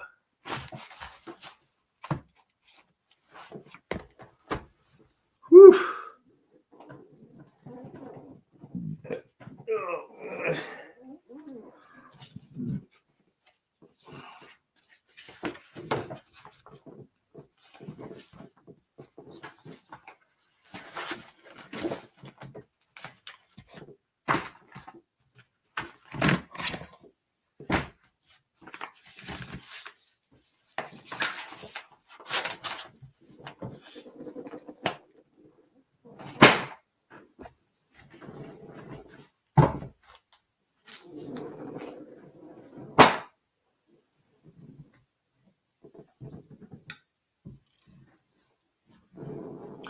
Okay, let's see. Donny, I have to go. Take care, my friend. Good night. Okay. There's always going to be hiccups. I'm actually working and have the show on speaker. I got to show my support. Thank you so much. I appreciate it. Believe me. A loyalist is what I am, but This is really asking a lot for a lot of people. You know? But this should never, ever, ever happen. Ever. Every show to this point in time has been fantastic.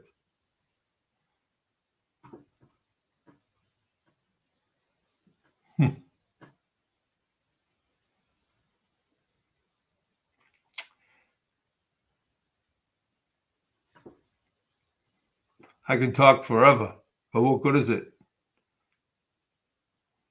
if you don't have anybody that wants to listen to it? And I don't blame them. I wouldn't want to listen to me all that time either.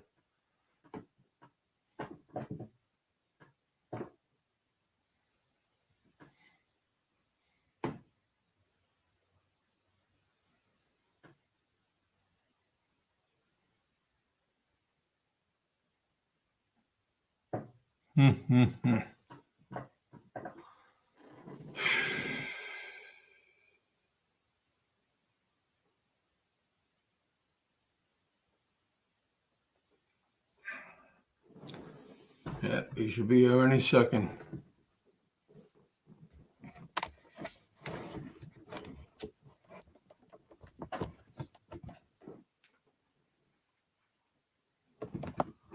Get myself ready for him. Oh boy.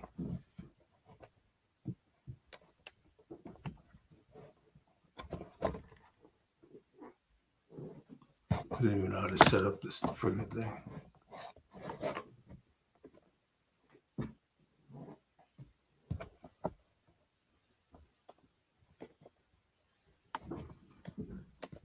Well, you know what? I didn't even have my lights on.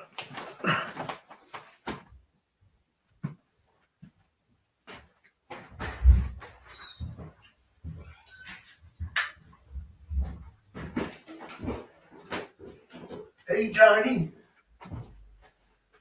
You shut it off? No, Or you still rolling? sit in that chair over there. Some people left already, you know. I just fucking was pouring this. No, that one. Yeah, it's all good. What's good, everybody? I finally made it. Yeah. What's going on? Nice spot, man. Yep. Let's see what I do here. All right, guys. I hope it was worth waiting for. Let's see. Okay, you got to move over this way. I don't know. Is that the way? Yeah. Okay, you're cool now. All right, ladies and gentlemen, or gentlemen, whoever's left, Bill Staxx. Okay. All right, What's up, Staxx. Donny? I'm fucking toasted right now. It's a hard thing to start like we started. I'm telling you, it was not a good fucking thing all night. It was terrible. But I'm going to leave Bill Staxx with you guys for a little bit, and I'll be back down. I have to go to the bathroom, all that good stuff. But first of all, Bill Staxx, Donny T and Friends. This is the Friends aspect of the thing. And I'm sure Bill has some stories saved up. He's been dying to come to the show. And sometimes, no, I don't want to say anything nasty, but anyway, this was a fucked up day. And I hope he bails it out. So, okay, guys, say hi to Bill Staxx. I did my best for as long as I did it. What's going on, everybody? So I'm Bill Staxx, and I'm here to visit Donny. Yeah. And I'm going to tell you guys some crazy stories of some of the past things I've been through and some of the things I got going on in my podcast now, some of the places I'm going to be taking it, some of the guests I've been having on, and things have been getting crazy lately. They've been exploding at a fast pace, and I'm excited about the future. Get me excited. Come on. It's really good, man. I just interviewed Ann Bick. Probably got another interview coming up with him, and he's exploding on the internet. Shout out to him. He's number 70 in the world of podcast. Oh, really? Yeah. He's up there with Rogan, man. He's working his way up. Really? And he's only been doing it for like 5 months. Yeah, but he's got to be on a bigger scale than this.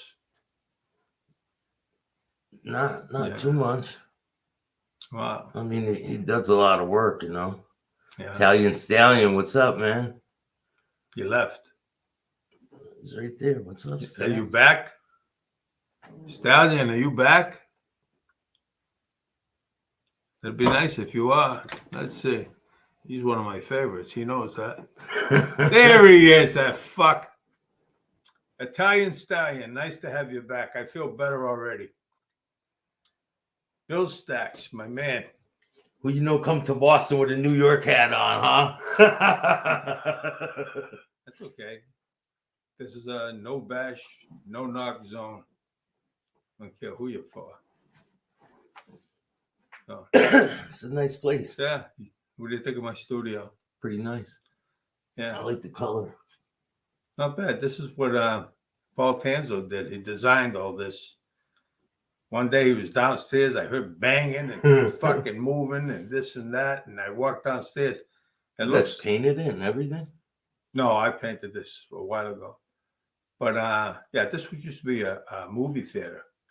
And I sold all the stuff that I had.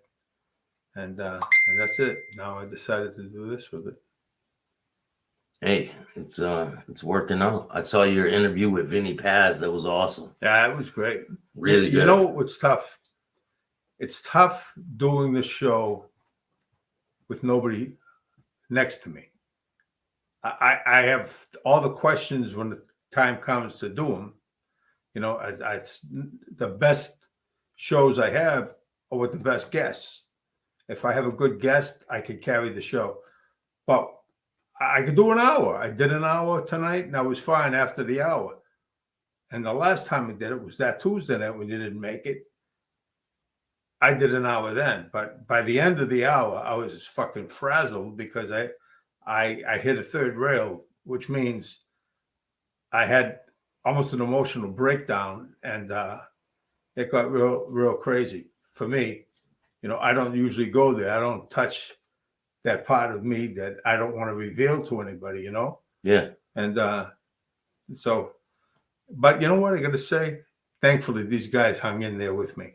You always do live shows? I don't do only because I don't. Try though. Yeah, but I don't know how. What the fuck am I going to do? I don't know. That's what I'm here for, man. I'm going to show you a bunch of things. We're going to get your. That's we're going to get your YouTube kicking. We're going to get it. That's good. Now, as pissed as I was, I love this guy, but things happen in life. You get pissed at life, not at the people. You know what I mean? I say to myself, why did the fucking bus break down? Why did all those things happen? But the only one standing there in the middle of the canoe with a fucking wavy fucking lake is me. You know what I mean? I've been in that situation. Yeah, we all have. We all have. What doesn't kill you makes you stronger, as the saying goes, you know. Yeah. But I'm glad you're here. And so listen, I got a good story on the way here, right? So I know not to eat at the bus station. Yeah. Because it's like not, sanitary. No, I wouldn't do that shit. So I'm sitting there, I'm waiting for the bus, and I see like something moving. And I look over and it's a rat, right? A rat comes running around and it runs right by me. And then there's all these people sitting on the bench. They all just bought food at the place where the rat came running out of. And they're all just eating. And I got it on video too. Oh, really? And the rat just runs in front of them all, goes in back of them. I got to take this hat off. It's just running in back of them. It was pretty funny. I thought you were going to say, when the rats came by, the people left their food and they ran and you went over and took their food. No, I was like, there's a rat. And the lady's just looking at me like she didn't care. Nobody was going to take that food from her. It was weird. Yeah. Peter, what's up? How you doing? Who's Peter? Let me see. Oh, Peter Martino. That's my good buddy. I put my glasses on anyway. Hi, Donny and Staxx. Two great podcasters, good luck tonight. Hey, another thing, guys, I got to say, my Facebook friends have been so good to me. When I need people to subscribe, I send out a little feeler. Next thing you know, I get like 5 or 10 people that subscribe. That means the world to me. So let me just say this. Bill Staxx also has a podcast. And if you get an opportunity to watch his podcast, make sure to subscribe. Bill Staxx. Is that what it's called? It's Chatting with called Staxx. Chatting with Staxx. I've been trying to get him on the show, but he always wants to do interviews in person. So I brought the cameras and the tripods and everything. Well, you got to teach me. I don't know. My son doesn't teach me shit. He gets pissed at me because I don't grasp it right away, At my age, it's a miracle I even have a podcast. You shitting me? Huh. And tomorrow's my birthday, everybody. Yeah, happy birthday, man. Yeah. Fucking oof, my God, scary. How old are you and me? 22. 78 tomorrow. Are you serious? I wouldn't shit you. Holy Especially shit. not about that.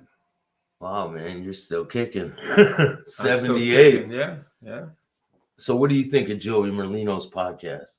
I haven't seen it. I haven't watched it. I don't watch a lot of the mob stuff. I don't watch that. What do you think of a mob boss having a podcast that didn't Oh, what do cooperate? I think? What do I think of that? Yeah. Good for him. As long as he can say what he wants to say. And if he has things to say about certain people, who knows what that could turn into? People that are in the life are in the life. I think some people aren't happy about it, but There you go. And that's how I feel. That's why I never took on, everybody said, when I first started doing the podcast, I did it with my good friend Paul. Is he still there? Where'd he go? Yeah, Paul Tanzer was just on here. Well, anyway, he must have left. And Paul and I did the podcast, and that's where I met him. And I didn't like some of the stuff on it. I had people reach out to me and say, yeah, he's not a friend of ours, and this is not a friend of ours. I said, fuck that. I don't want to be involved like that. So I took off. I get out of there. And I said, I want to do my own thing. And I said, I noticed that a lot of people were into that mob stuff. And I could have done that. I could have gone that avenue, that way. I know people that, people would be interested in. I don't want to go there. I'd rather do what I do. Entertainers, I don't even care about entertainers. I just care about interesting people. That's all I care about, and the more I could learn about doing this, fantastic, it only gets bigger and bigger, I certainly hope so, but I still have a good time doing it. And I hope the people that come on my program, my show, enjoy it. I do the best I can do with the limited knowledge I have of it. I do my show sometimes alone. And the other night, when you couldn't make it, and Eddie was sick as a dog, where'd Eddie leave? Yeah, he had to go do something. Oh, he's coming back? Yeah. Okay. And it's a tough thing, when you do it alone. But I'll take the challenge every fucking time. I don't like to disappoint people. And I felt as though if I didn't do something, a lot of people would have been disappointed. So I know I told them to reschedule the show because I posted that I would be here on Thursday. Yeah. Matter of fact, I don't want repost to. it. I could only reschedule. I rescheduled it once. I don't want to do it twice because now you look like you're a bullshitter, and I don't want them to have that, impression. Ian Bick just interviewed Chevy Chase. Yeah, he was another one that was not too well liked. Who, Chevy Chase? Oh my God! Why? Well, it just wasn't. A lot of people didn't like him on Saturday Night Live and stuff like that. But who am I to judge? He did a lot better than I did with his career. You've been in quite a few films, right? A few of them, not a real lot. Listen, my life in a nutshell. When I started out, I was in my 20s, maybe 27, as an actor. My problem was shyness. I was so shy, you couldn't believe it.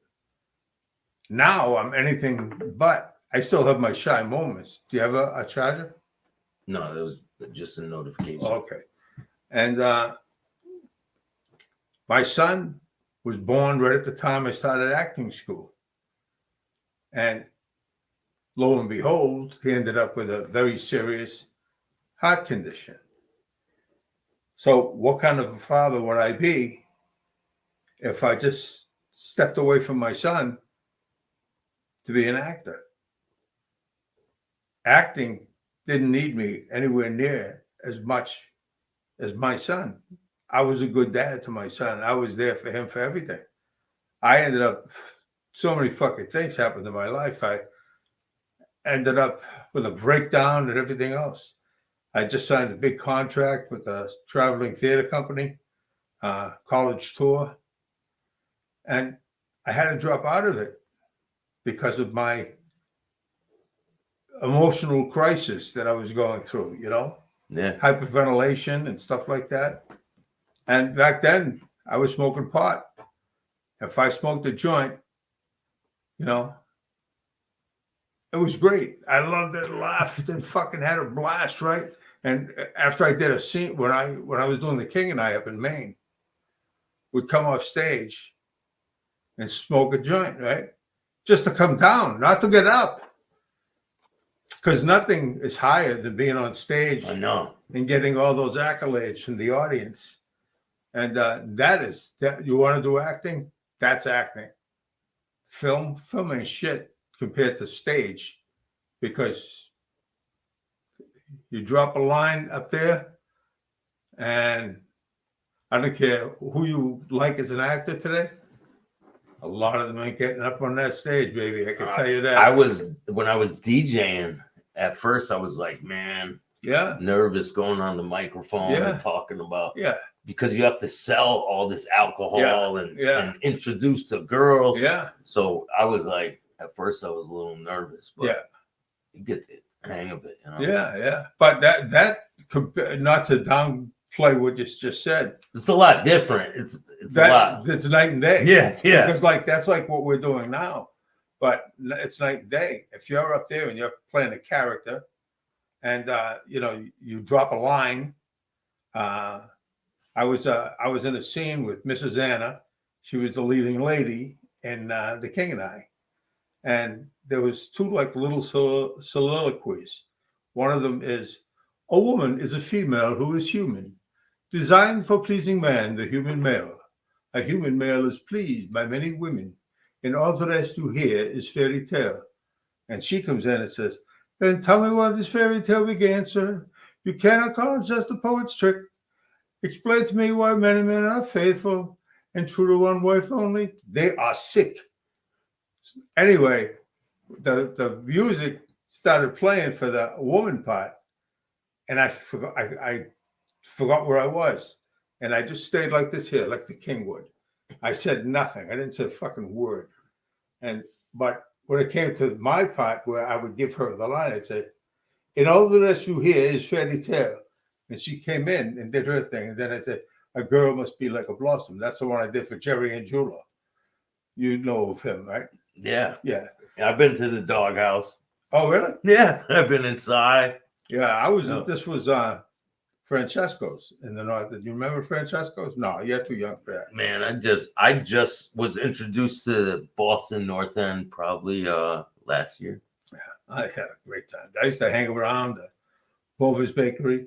Yeah. That's what all the I know big where that guys is, yeah. were, and that's who I was hanging with. But I knew that I couldn't be in that life. First of all, I could say to you, I'm not tough enough for that lifestyle. I'm just not tough enough for that lifestyle. So a lot of things, there's a lot of people I know that are very, very tough for that. They get, I can't deal well with anxiety. And if I'm put in a situation where, do I want to do this? Do I want to do that? And it's been asked of me, would you do this for me? Would you do? And I said to myself, Donny, You got a better shot trying to make it as an actor. You know, I don't follow rules well, man. me either. I don't. Me either. And it Sorry. could get you hurt. Yeah. It could get you damaged. You know. When I would used to mess around with the gangs, I was always getting disciplined all the time. Yeah. All the time. Yeah. Now you've had a little. I don't like the word shady past, but you've had a past, like all of us have had. What are some of the things that, if your name came up in a crowd, what would be something that would be said about you if you are not there? I don't know.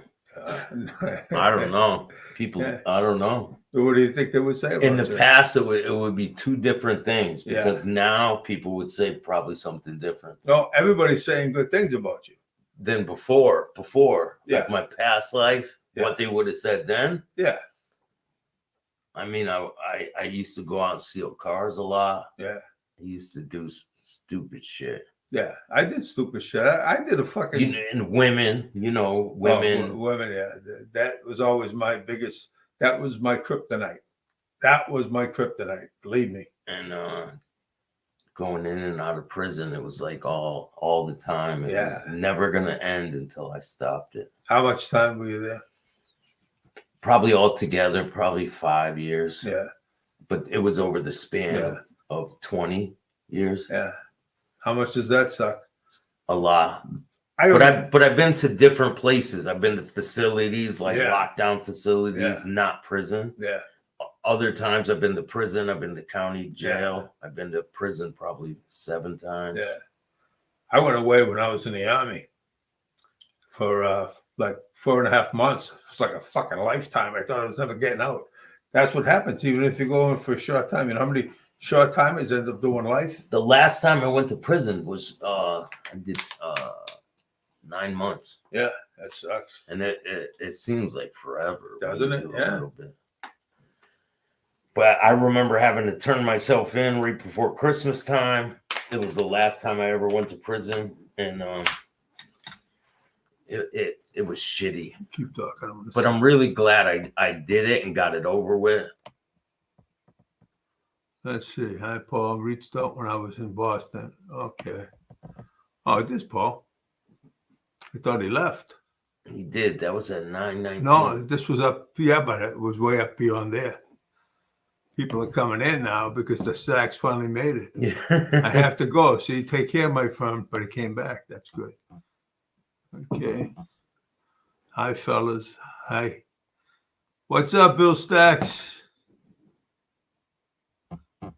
What's good, Peter? Sunshine Productions. How are you? Oh, here you go. You guys know Paul me Tanzo from the hour. Paul That Tanzo was hour. when Best Maids Maui. It's me, Don. Paul Tanzo hour. That was when he was with Bobby, right? Yeah. That. Happy birthday, Donny. I've known you a lot of years and you haven't changed. You still look great. Enjoy your day tomorrow. Thank you, my buddy. I love you. You know that. Peter Martino. Happy birthday, Donny. Same thing. Oh, I still look great, though. Check it past in the term. We all got to check it past. Me, I only did like 4.5 months, and that was in the stockade in the Army. I had a chip on my shoulder. I went in the day before my 20th birthday, 19 when I walked in, and I had a chip on my shoulder. I ended up doing 5 times on solitary confinement. I was 14 the first time. Huh? I was 14 the first time I went to jail. That's gotta suck.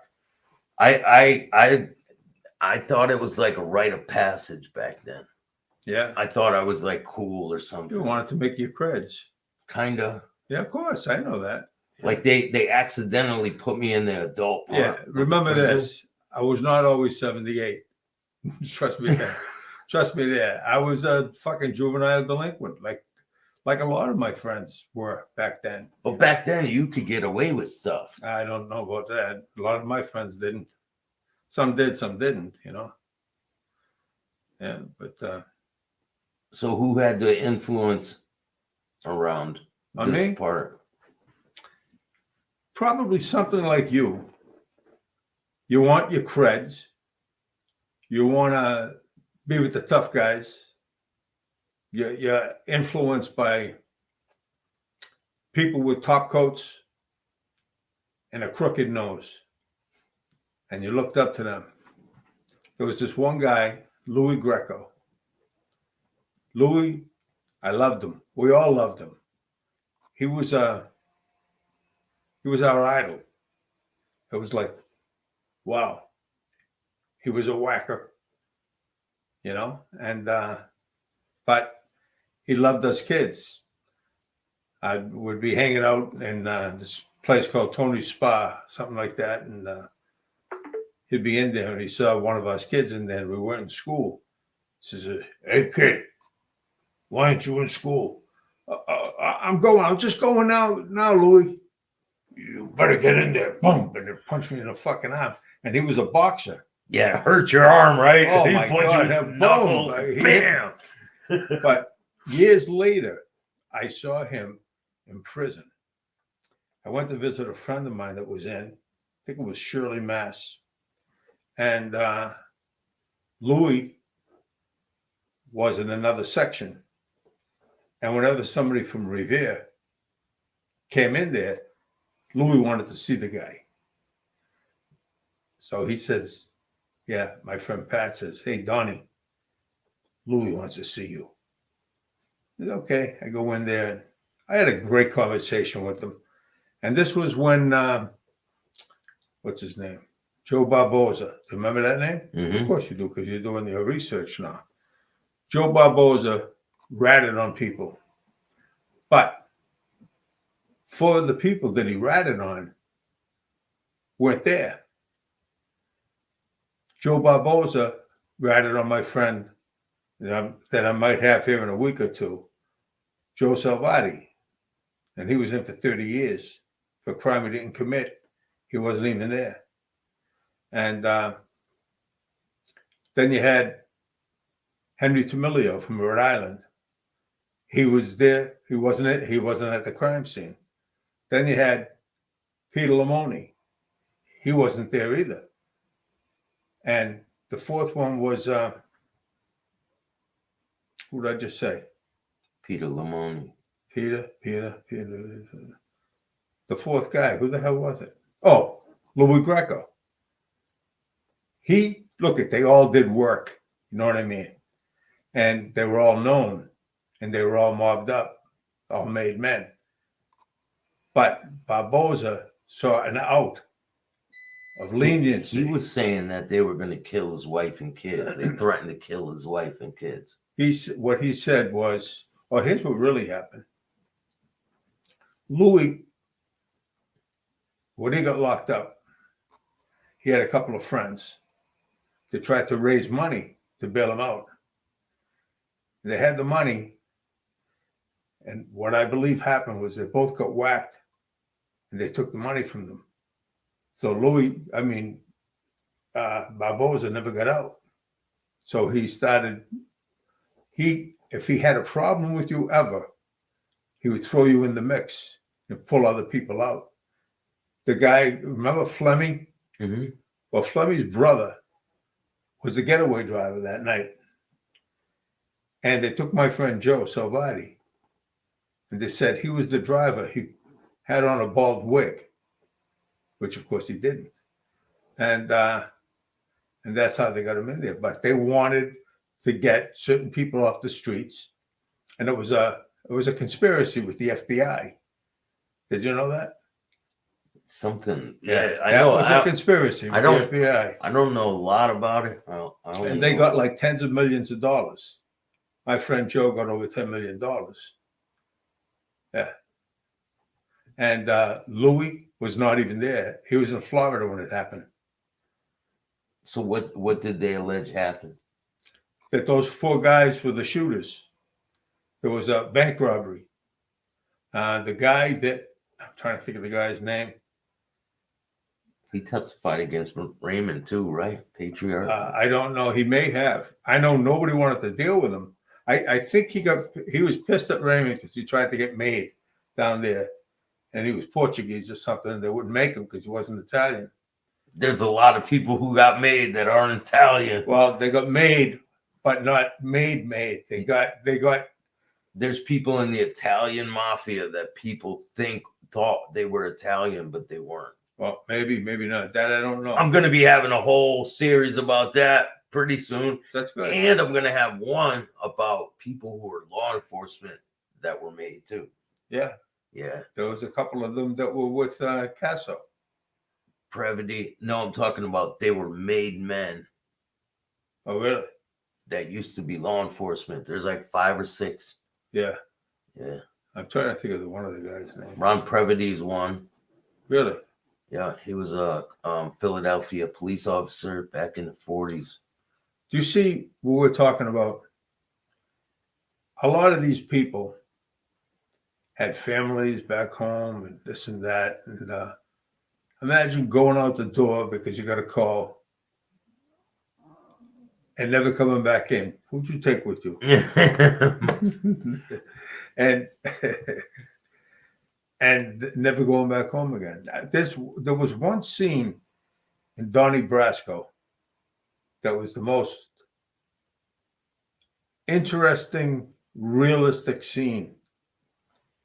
Al Pacino got called in for something. This was the night they were supposed to do the hit, and Donny Brasco went with him. He took his watch, his wallet, his money, and his ring, and put it on the top of his bureau as he was getting ready to leave, because he thought he might not come back.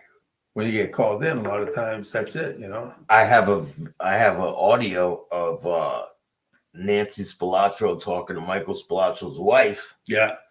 Talking about the last day they ever seen Michael Spilatro and Tony Spilatro. From Chicago, They right? talk about taking off all their jewelry, and they say that she says that he was saying, I might not be back.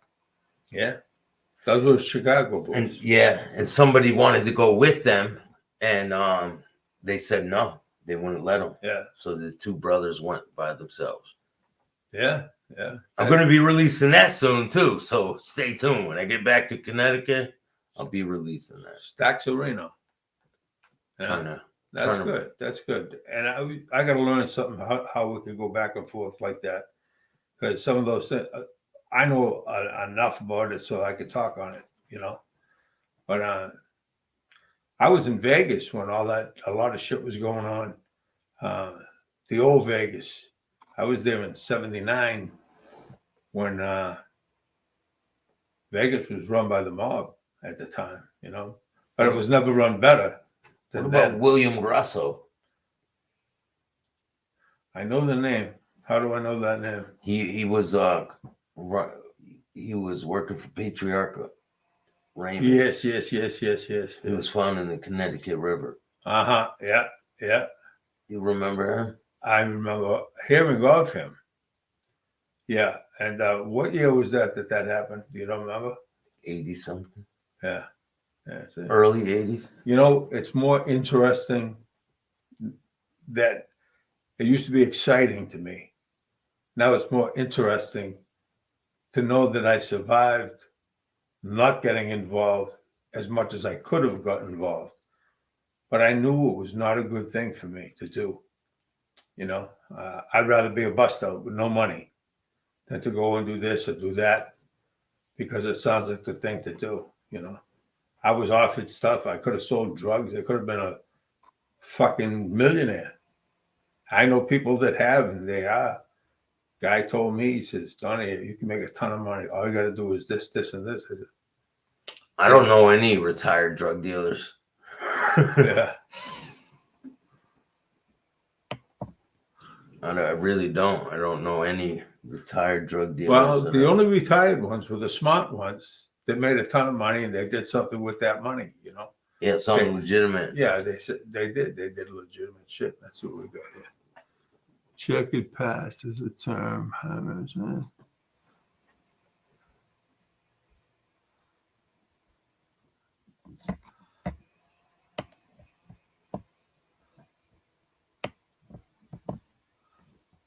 I didn't see Brian Cuss on here at all. Brian's always on. He said, in fact, he said he was going to be on. Should do a Halloween special. What are you gonna do for your birthday, man? Going over with my brother-in-law and my sisters. Going out to dinner. What's different this year than every other year? That's pretty much what I do. I'm not a birthday celebrator. Did you ever do anything crazy for your birthday? Do you ever remember anything? Yeah. Like what? I got locked up in Germany. For what? With that? What was that all It over? was a fight, a fist fight. And yeah, that's a crazy story. Guy threatened to kill me. But I didn't want him to do that. So I didn't let him. What happened? It was I had people warning me from time to time all over the place. Donny, be careful. Richards is out to kill you. He's got a knife and he's going to stab you while you're sleeping. Just fuck out of here. He lived in Medford and I live in Revere. They're like a couple cities over. So now I had a switchblade and I carried it with me. And I slept with all the lights on in the barracks, not in the barracks, in my room, right? And I was on guard. I was waiting. And I left the mess hall. And that's where the guys first told me about it. And Richards is like 6'4". I was 5'10" at the time, 5'10" and a half to stretch it, you know. But I walked in and I had a bunch of 45 records. I gave them to my friend. I says, take these, Paul. And he did.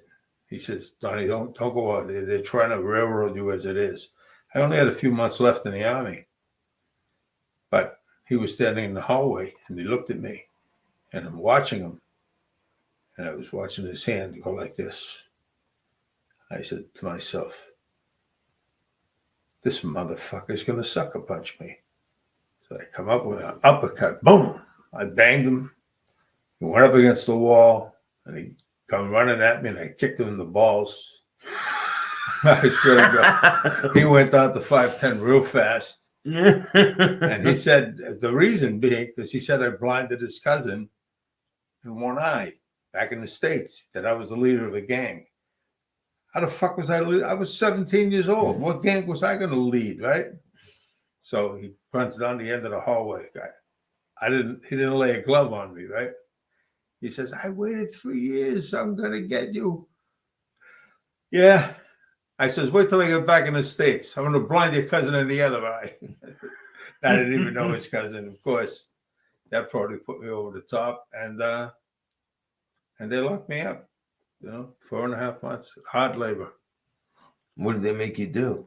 Yeah, make pallets and stuff like that, build wooden pallets. Did you see people that were like, fuck that, I'm not working? Yeah, some people did that. What would they do? That I don't know. Back then, they would really beat on you, maybe mess hall stuff. No, they didn't fuck with me at all. No, like other people, like they would beat on people if they didn't follow orders, right? Well, with some people, they might. And the Army is funny. I was in what they call Taunus District Stockade. That was in Frankfurt, Germany. And I told you I had a chip on my shoulder because I knew I shouldn't be in there.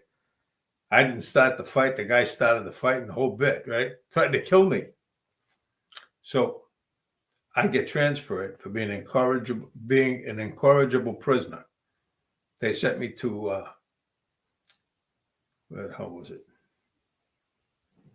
Mannheim Stockade. That was notorious. If you heard that, nobody wanted to go there, right? So I go there and I said, wow, this was scary. It was a big fucking prison. And I walk in and they make you scared. So I'm in population now. And, excuse me. And people are walking down this corridor and I see my old friend Smitty, black guy, big guy, right? We were tight, basic training, right? Or second eight, maybe. And he was a stutterer. And he says, I says, Schmitty, is that you? He looks at me, says, hey, what you doing here, man? I says, time, just like you, buddy. And so we got along well. And he used to tell all the guys, all the boys, that he's the best Chuck I know, right? It was Chucks and Leroy's back then. So you always do the right thing by this boy. And he had my back. You know, so nobody ever messed with me on either end, whites or blacks. It didn't matter. You know, if you carry yourself right. Yeah, but back then there was a lot of white people in prison, right? Or in the jail. Well, yeah, sure. It wasn't like it is now. Well, it's probably 80% black. Well, it was like that too in the stockade. There was a lot of blacks. I just got along great with them. You know, I had no problems with any of them. You know, I was always a good kid. You know, I didn't fuck with anybody. I didn't give anybody a hard time. I didn't like get in their faces and say, oh, yeah, what are you going to do about it, man? You don't want to challenge anybody when you're locked up because you just don't know where it's going. You know, so I was in there for 4.5 months. When I got out, I was like walking on eggshells. You know the feeling? You're walking on eggshells and you say, holy, how did I ever get myself in a situation like this? Sure enough, you know. Yep, it was not fun. I never thought I'd make it to be as old as I am. How old are you? 44. That fucking puppy.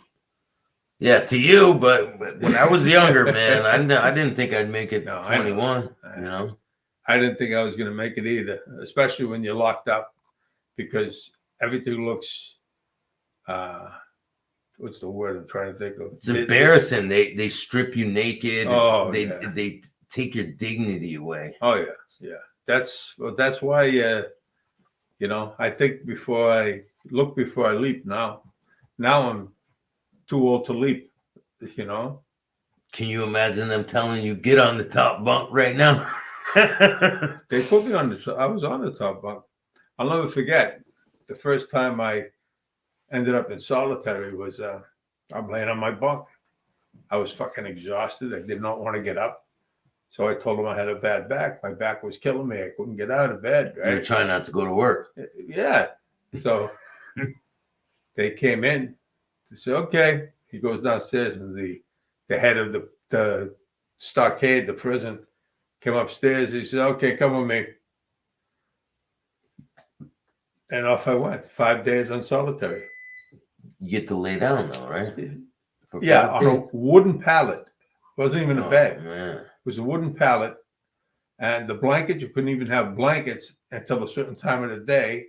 And the window, they used to keep the window open, and it was right around December. Oh my God. Oh, but it sucked. But, you know, there's no such thing as good solitary confinement. I know. When you're sitting in that cell by yourself. Yeah. I would prefer that, though, sometimes. Oh, you know, I'm okay in my own company. But with a bed, you know, I wrote a thing about it, too, and I don't know where the hell I put it. It's about insects walking over your face, and to hear the clawing of the rats on the walls. In Germany, don't forget they were big on rats. Yeah, you hear that shit. Thanks, man. Yeah, Sergeant Brown. I got out of there right now. I'm with my friend Kenny Dravenstadt. He died. I found so many people that died when I get out of there. But he was helping me with my locker, and I hit the pipes above us. Boom, water everywhere. And Sergeant Brown yells out, "Tom Post is back!" You get in trouble for that? Oh, what are they going to do? I just got out of the stockade. They're going to put me back in for that. The kid that I wanted to fuck him up when I get out of there was the kid Raymond Richards. And they had just got done doing an alert. An alert is when you prepare for war. And they do it once a month. Shit was on edge back then, though. Yeah. It was It was a Cold War with Russia. Well, shit. It's not too... Well, It's a little hot right now too. Well, that's because you got this fucking nitwit in there. You know. All of them need to go. Yeah. They need to wipe out the whole government and start over. Well, for the most part, I agree with you. But let the people decide who. Yeah, they're trying to keep Trump from being on the ballot. I don't think that's fair. Give the people a chance to vote. Starting a trial on Monday or something, right? Yeah. I don't know what's all that about. I don't know. There's 4 different things they got. That's crazy. It's all a fucking railroad trip. They're railroading him. They're trying everything so he won't run. He's the only shot we got, I believe, for sanity in this country, or we're fucked. It's Trump or bust. Who else could run the country? Nobody. You know. I don't know, man. They say Michelle Obama might run. No. She'll have to show her dick then. Yeah. You know. She'll have to. Yeah. Oh, beauties. Yeah. What time is it? 10:21. What do you think? I don't know, man. You know? It's up to you. 2.5 hours. Or 2 hours and 20 minutes. Man. If my people want to leave, let me ask. You guys want us to continue? Because you did wait for a long time. If you want to get up and go, just let me know. You know, I'm sure probably a lot of people did leave, and it just doesn't show. I don't know how that works. Do you? It shows them right there on the top. There's 5 people in here. What's that? There's 5 people in here. Really? Yeah. All right. Well, guys. They don't all talk. No, I know. Most of them don't. How can you tell there's 5 people there? It says 5 right there. Where? Right there. Oh, that tells you I never knew that. Yeah. Well, here's what we're going to do, okay? You guys know I made all the efforts I could to have a show. I got a little cuckoo. No, got a lot of cuckoo. And the next show, I'm going to try to get somebody special to come here. And my fucking head, I look like that. Oh, there it is. I think that's me. All right, let's see. Happy birthday, Donny. Oh, okay. 10:21. He's still on. Big G.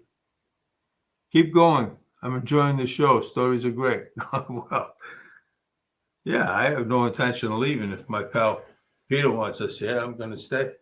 What do you think? I don't care, man. Yeah. Well, you're here anyway. What the fuck chilling. are you going to do, you know? But, yeah, it's I've had quite a life in Revere. What about the Boston Strangler when the serial killer was on the loose? Do you remember that? Yes, very, very, very well. In fact, I remember when my father took me to go into the Army that day, we were talking about the Boston Strangler.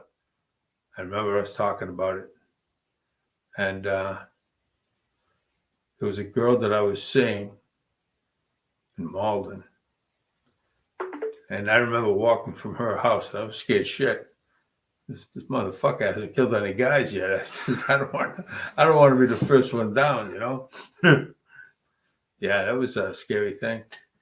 The killing stopped after you left town, huh, Donnie? Yeah, I know. When I came back, they just left me alone. They started all up again. Yeah. No, that guy was, you know what? How many people did he kill? Huh? 26 or something like that. I forget. Wow. We'll find out right now. That's insane. There's a lot of things that happened up here in Boston. Yep. Boston bombing. How many people was the Boston Strangler accused of killing? 13 women. 13. That's a lot. Yeah, of course it is. But you know what? Here's the thing.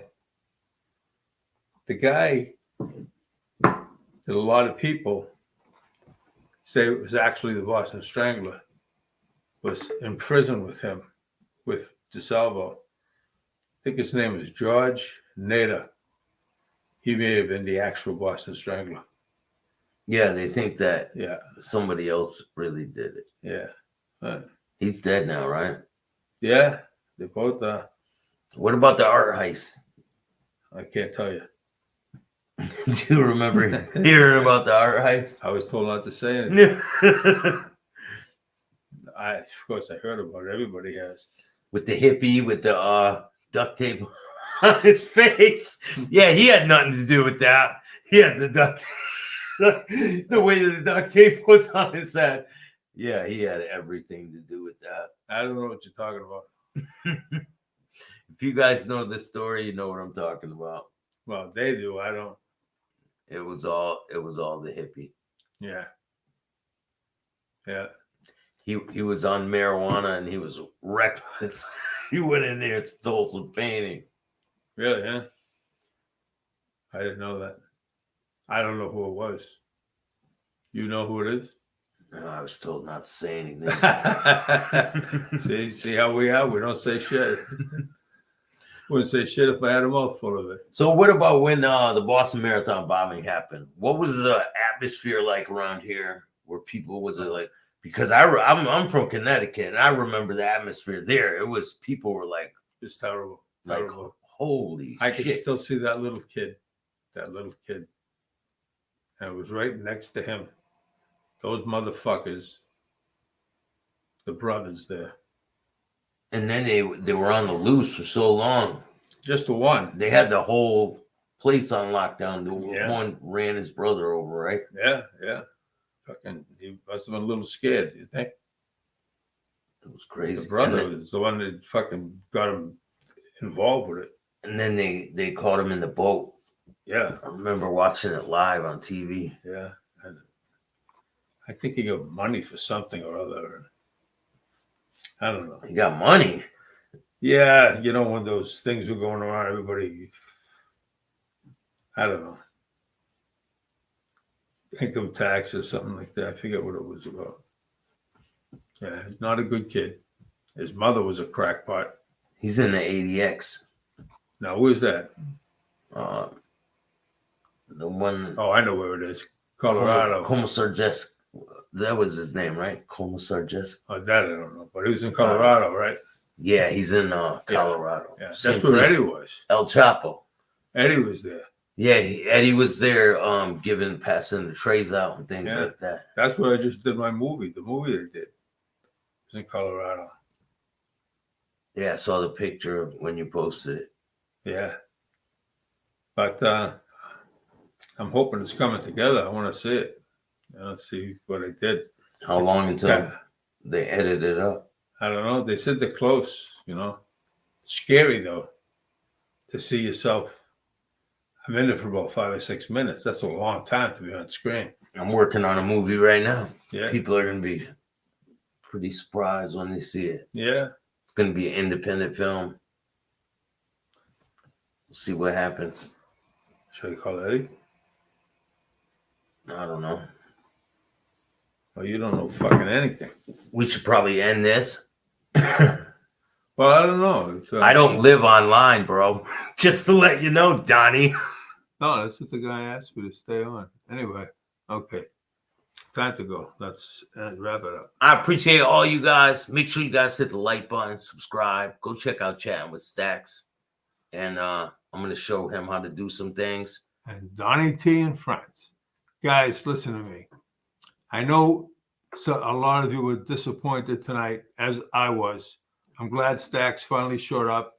He's making the fucking like he just showed up and that I was just doing him. I was on for an hour and a half before he showed up. I told him to wait until I got there. Yeah, but I can't. What am I going to do? Just call them all up and have them come back? No, All right. you just click a button. Here it goes. Anyway, guys, I love you and I'll see you soon. And we'll have a good one. I'm going to get somebody ready. Love you.